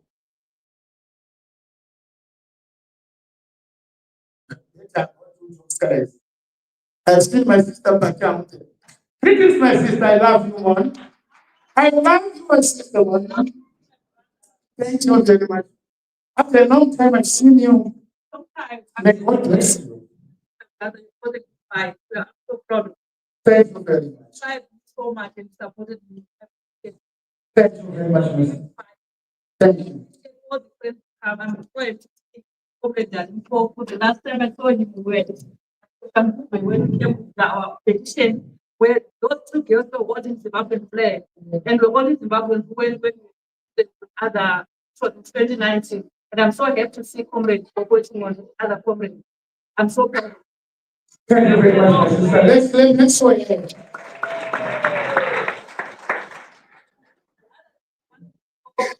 For that comrade Job Sikhala, I know him for the longest time. When he was part of the MDC, he was one of the guys who comes from my village, comrade Mabuza. We're neighbors. And at some point, he even came to our village in 2000 during the political persecution. For me to join the struggle, it was people like him, people like Sanderson Mapombe, people like Remias Makwaza, because we saw them as brothers, and Remias was like one of that brother, and in fact, to this day, I'm still standing. At the time of MTC, when it was my sister. They want to spend years program and one women spoke. I'm just giving you this. The people will hear my sister.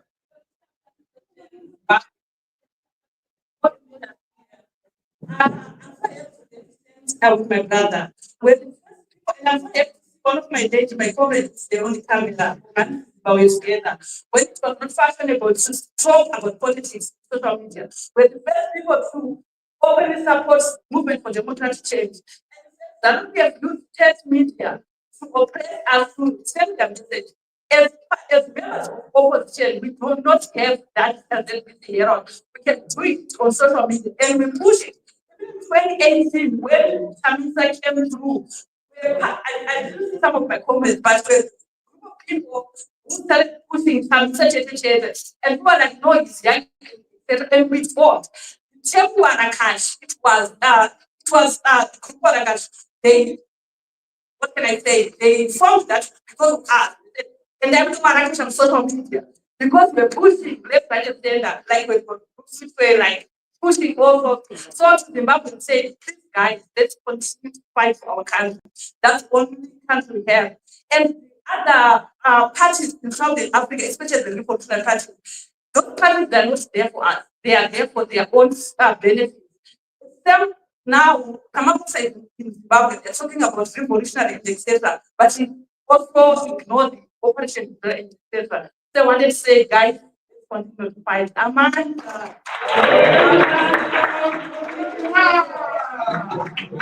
Thank you very much, my sister, for coming.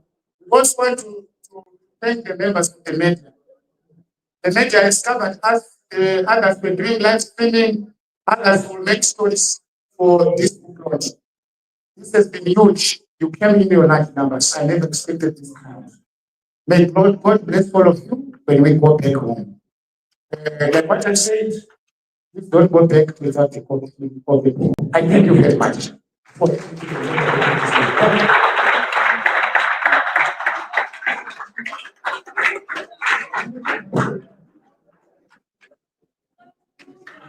Thank you, Chief Facilitator.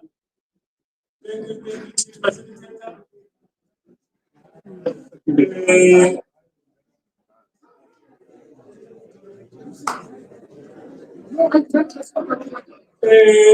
Sorry, before we stand up and start to move, there are people who said they want to ask some few questions. We give, sorry, ladies and gentlemen, fellow countrymen and women, fellow Africans, please, very disciplined. Let's be a bit disciplined. We have asked from our leaders that we want to ask questions. They've given us that permission. Yes. But also, Democrat Job and the advocate there. I think an instruction has been issued by the leaders that the gentleman who was found to be doing whatever must not be touched. And I think now that Democrat Sikhala has finished speaking, we will ask the head of security to please escort him out because while we wrap up. Yes. Please, can that be possible? Can we have I will just take 3 hands here. But okay, I saw this hand here. The cool there. Just get me 10-5. Here is white t-shirt and the Papa Napanwa said, I'll come for the second round. I know that you should. Can that order please be short so that you can get. Oh, we only take 2 rounds. Can we start?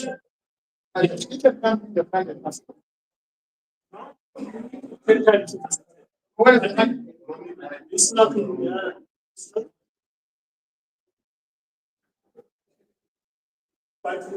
Okay, ask your question. So, those one to us, I appointed, come forward and stand here.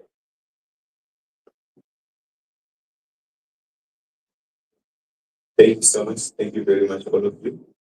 Thank you so much to you, comrades, Job Sikhala. Thank you so much. I'm very happy to see you, and also Advocate Dali and also Mabuza. We thank you very much for working. So many things very insightful. My name is Ronald Masebo. Having witnessed how corruption and maladministration harm communities external opportunities, I believe citizens must take an active role in demanding accountability. I'm exploring the launch of a lobby group focused on fighting corruption, strengthening civic participation, and pushing for transparent governance in Zimbabwe. Now, Comrade Sikhala, I've got 2 questions for you. I just chosen these questions, but I just make them 2 only. And these questions are based, it's on the political strategy and vision of Zimbabwe. The first one says opposition movement in Zimbabwe have often struggled with unity and strategy, which Advocate Mpofu said raised unity. From your experience, what key principles must guide any new political or civic movement to avoid fragmentation and inspire lasting change? That's the first question. On what key principles?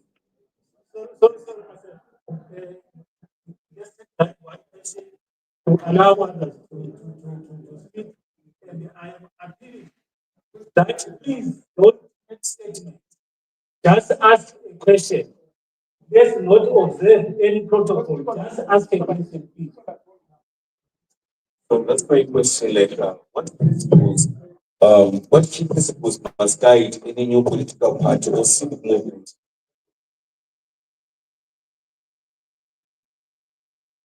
We are going to forgive me. That's always my name, and I'm proud to say that I led a protest in which I advocated the South African government to intervene in the Zimbabwean crisis, and the release of Honorable Job Sikhala, Hopewell Chin'ono, Jacob Zuma, and Godfrey Brown. My question is, Honorable Job, given the sense of hopelessness that many Zimbabweans feel about their future, what do you believe are the most important steps that citizens, civil society, and the international community can take to support the democratic change and human rights in Zimbabwe? Thank you. Thank you. My question goes to Advocate Mpofu. You mentioned the issue of rigging elections, especially in the region. We have seen it in Zimbabwe, we have seen it in Mozambique, we have seen it in South Africa. What are the measures being taken by opposition to counter such a thing? And again, at the same time, we have seen in South Africa, you mentioned the issue of unity, but we have seen in South Africa that most of the opposition are gaining the movement by using xenophobia things. As opposition party, what are we doing to fight against such? Thank you. Thank you so much. My direct question goes to Advocate Dali Mpofu. My name is Dr. Kwesera. The reality in South Africa is that Zimbabweans actually don't have peace in terms of their living.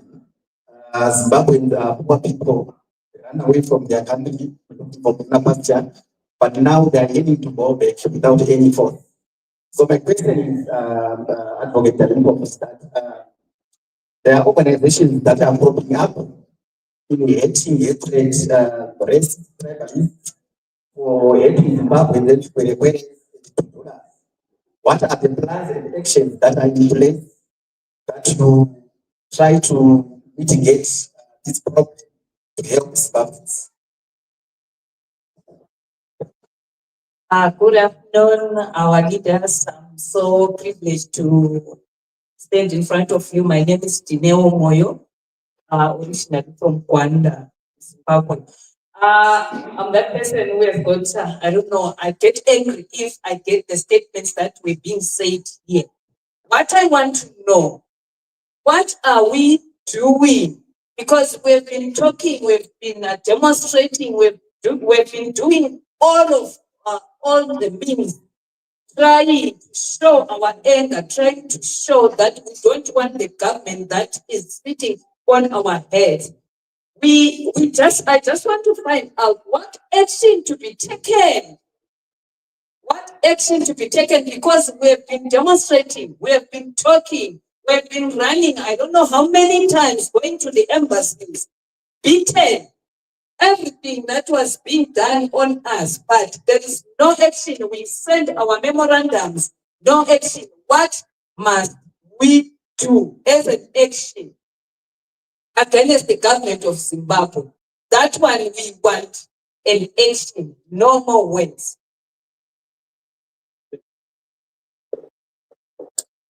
Greetings, leaders, all protocol observers. My name is Ian Machatela. I want to ask the Honorable Job Sikhala one question. Is going to compromise and work with other leaders that are opposing ZANU in Northern Territory?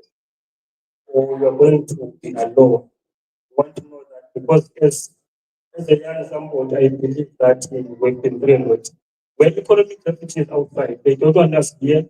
Sometimes I feel like they are okay because there is an influx in South Africa.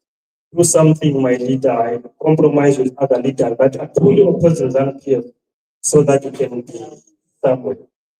Thanks so much.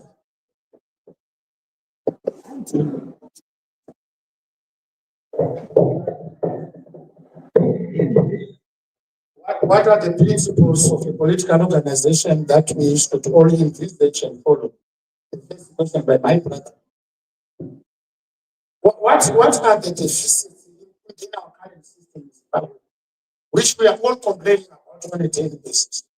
Why do we passionately hate unbelief?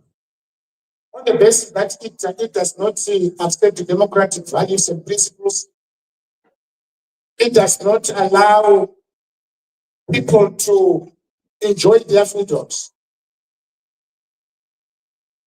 It is a political party that is defined itself as the owners of Zimbabwe. It is a political party that has become the judiciary, the executive, and also the legislature. I envisage and work in a political organization that respects the rule of law, democratic tenets, and values. With a leadership that has the masses at the center. In Zimbabwe, the problem that we have is that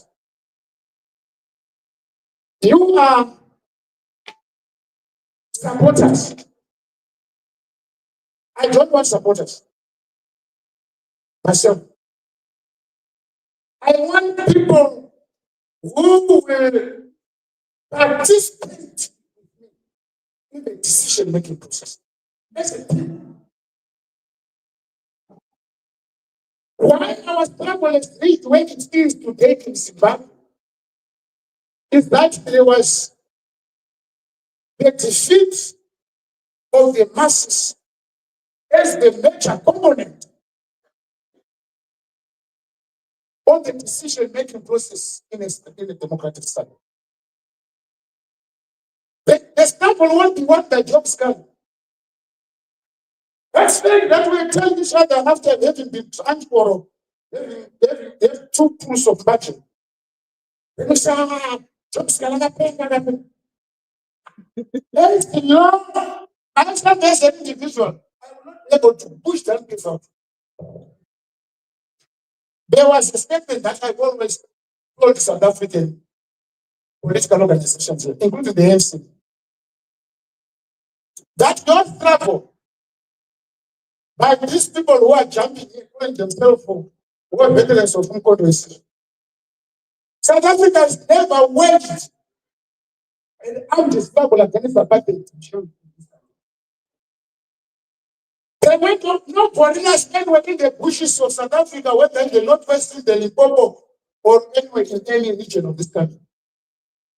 Or the first military invasion, which was attempted by the ANC, was the joint military operation of Sipra and Mkodo, which was being led by the iconic Chris Hani and the late Mr. Tanema. The Battle of Wande, where they wanted to open a channel for them to be able to come and help their forces getting into South Africa. And they were thwarted and defeated by the combined forces of the Egyptians and the Apartheid South African forces in Wande National Park. This army of the few who survived that onslaught had to run away and found himself in Botswana, where he had to be thrown into prison for 2 years. But the people who won the struggle in South Africa were these Mpofu.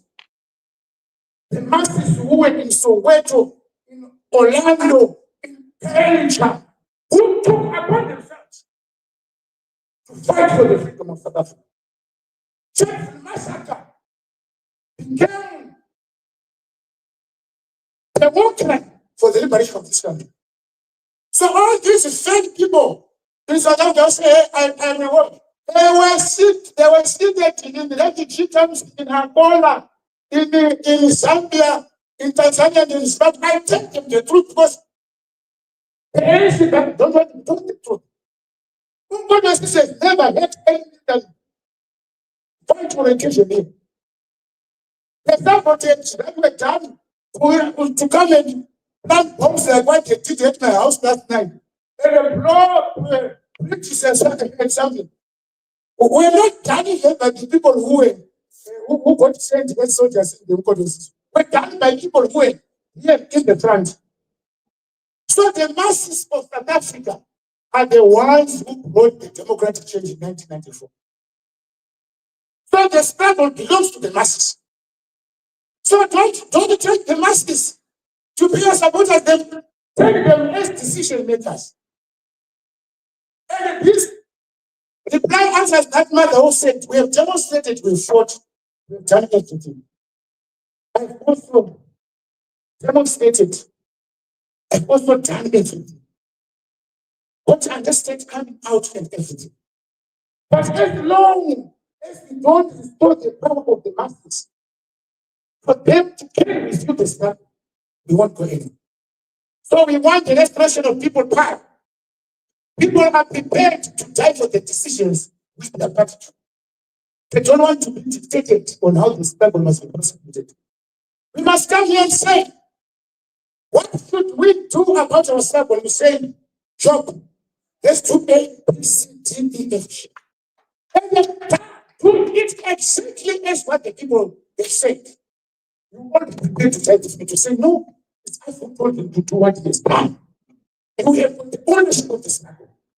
So all of us come to tell once. It is my view of the National Democratic Republic, which is in coordination to answer them. We are going to work with everyone. There is no any substitute to unity. But it must not be the problem with the people of Zimbabwe. It's like a talk about the unity of individuals. When myself and Hopewell and other few get into the room, and we like each other to say, let's form a political party. You are the Secretary General of the President. This one becomes the national chairman and so forth. That's not the step. So don't talk about the unity of individual. It is the unity of idea and purpose. and vision. When you share the common vision to say, what is our destination? We will never fail. Individuals come as a financial at the last stage. But what we must have is the unity of the people and the masses of Islam. Yes, for them to have one to do and one vision on how we are going to live. There is need of destination of people now. The masses must decide, they must tell us on how to prosecute the revolution. Rather than seeking a solution from me. The mother will ask me to say, we have demonstrated we've done everything. So that's not me, Mascal. Can we do this and that is the solution to our problems and struggles? Then those are things that we continue to consider. But however, we are now answering political questions, but the purpose of this one was the book launch, for us to market the book.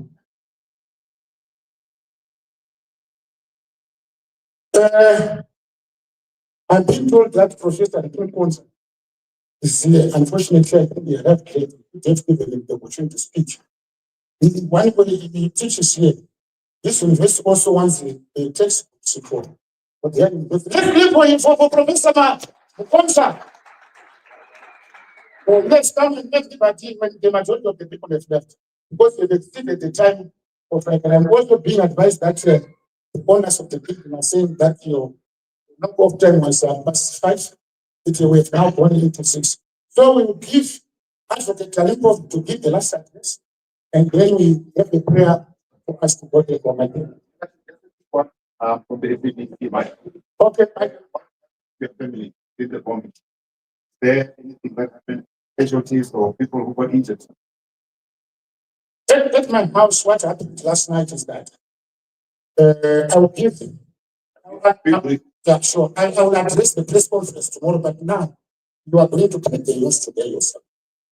Myself and my wife were not at home. Myself, I was here in South Africa, as you all knew about this book launch. My wife went for the memorial service of my uncle's wife, who passed on a few months ago. So there were only 4 children at our house. Around 12 midnight today, terrorists came at my house and unleashed 2 bombs that completely destroyed the house, the front side of the house, the jura wall and the roof on the front of the house. And the motor vehicles, I think you've seen the videos that were circulating on the social media. We posted one of them in the morning today. So they destroyed property extensively, which was we saw the Toyota Fortuner was destroyed, the Navara was completely destroyed. My only 2 vehicles that I have, and also the destruction of the house. And those cost almost to the cost of almost $150 US, $150,000 US dollars. There were only 4 children at my house who were present last night. All of them are teenagers. One is at the first year also of the University of Zimbabwe. The other one is 23 years old, who recently graduated from the University of Zimbabwe. And Fidel, a young boy who is professor, and Joshua, who is doing upper 6. So they were only just small children at the house. The information that I obtained from my children is that the police swiftly responded around 1:30 a.m. Today. They came at my house, the Mills police station. They asked my son to come and pick them. They took the car from the neighbor to go and pick them to come at the house. After that, today early in the morning, no, around 3 a.m., members of the CID one side went to the house to go and observe the damage and also the bombs that had been released at the house. The bombs were still there. They're still there, and that was released at the house. So what they later said is that wait now for the members of the forensic team from the military to come and check the pieces of the bomb for forensic testing to see the kind of the bomb that was released. So I have a lot of feedback on whether the forensic team let the selector arrive to the deep investigation that they want. I'll get it in the evening. But tomorrow, what I'm going to do is that I'm going to hold a press conference in South Africa to address specifically the issue of the bomb. That's the main point. They can't be safe. These are young children. No, they were not injured. No, not injury. That was happened. It was on the best that they bombed on the front of the house, where is the bedrooms of the children are at the back of the other end of the house. So they did not get injured, but they are seriously traumatized. But we get that out. Because sometimes revenge is not revolutionary.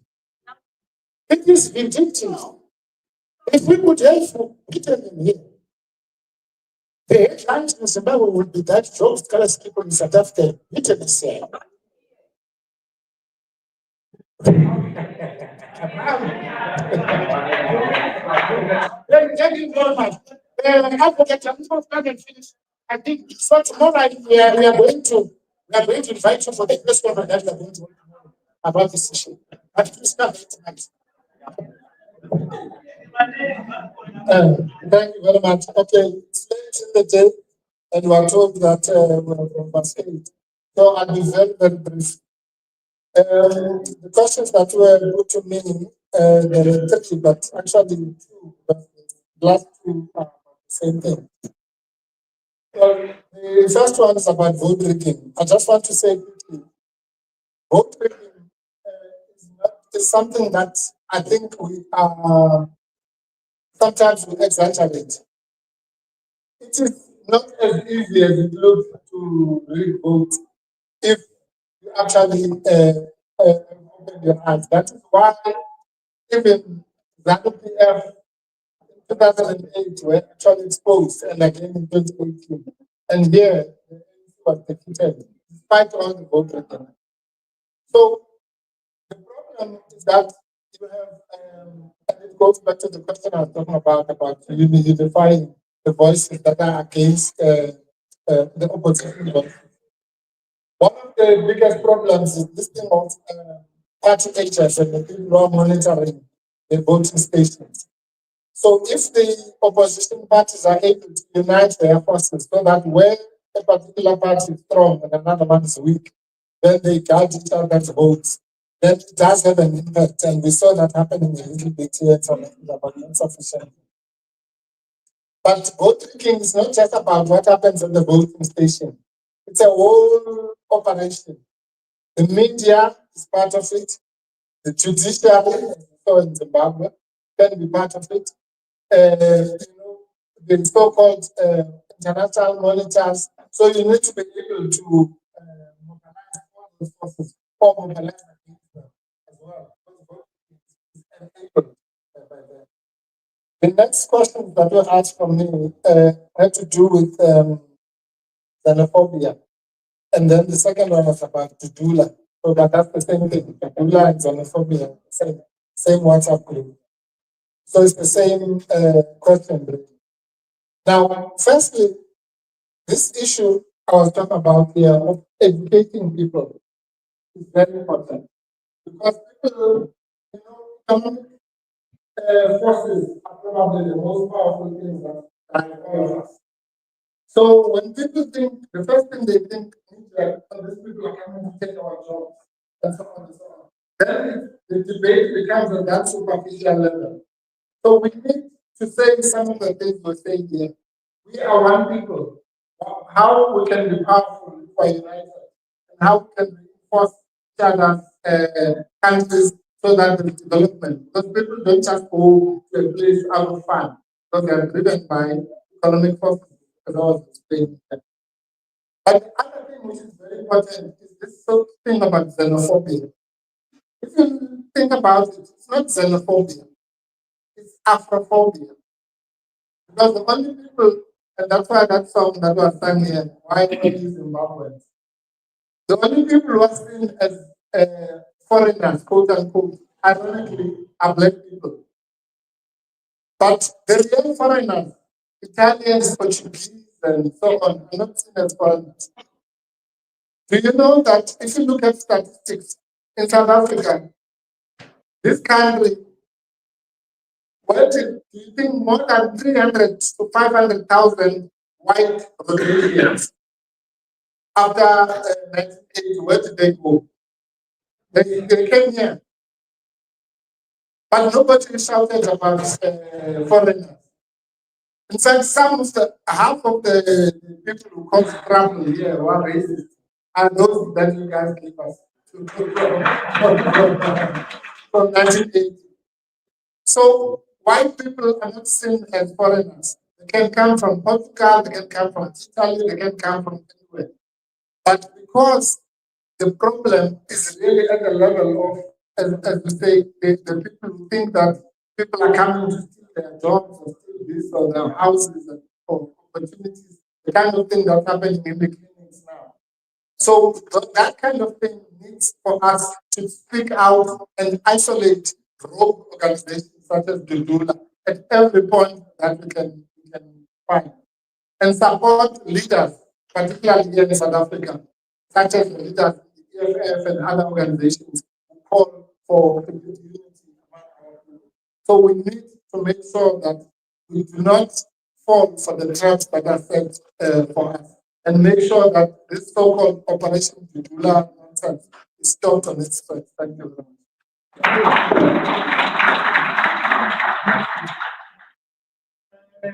Thank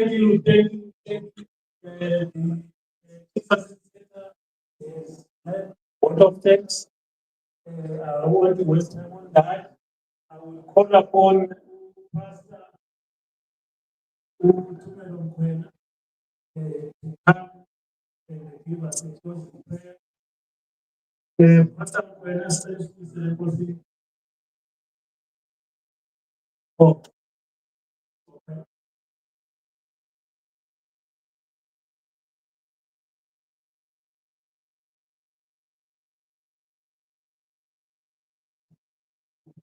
Pastor Hopewell has been given another time. Thank you. We can all stand in prayer. My father told me that amongst wise people, I was right to the book of Solomon. Ecclesiastes 10, it says, the wise man's heart is at his right hand, but the fool's heart is at his left. That's Ecclesiastes 10, verse 2. Dear Heavenly Father, in the name of Jesus, we want to thank you for this wonderful gathering. Mighty God, hear our people. The word says, the people that know their God shall be strong and do great exploits. Father Lord, we thank you for this opportunity. We know that the world belongs to you, and even the entire region belongs to you. We pray in the name of Jesus. Here are your children, oh Father Lord, all the wise minds that we put here for our generation and for our time. Thank you, Father, for uplifting them and blessing them, oh Father, all the time. We pray in the wonderful name of Jesus. Amen. Thank you, thank you guys. Sorry, thank you very much. Good night.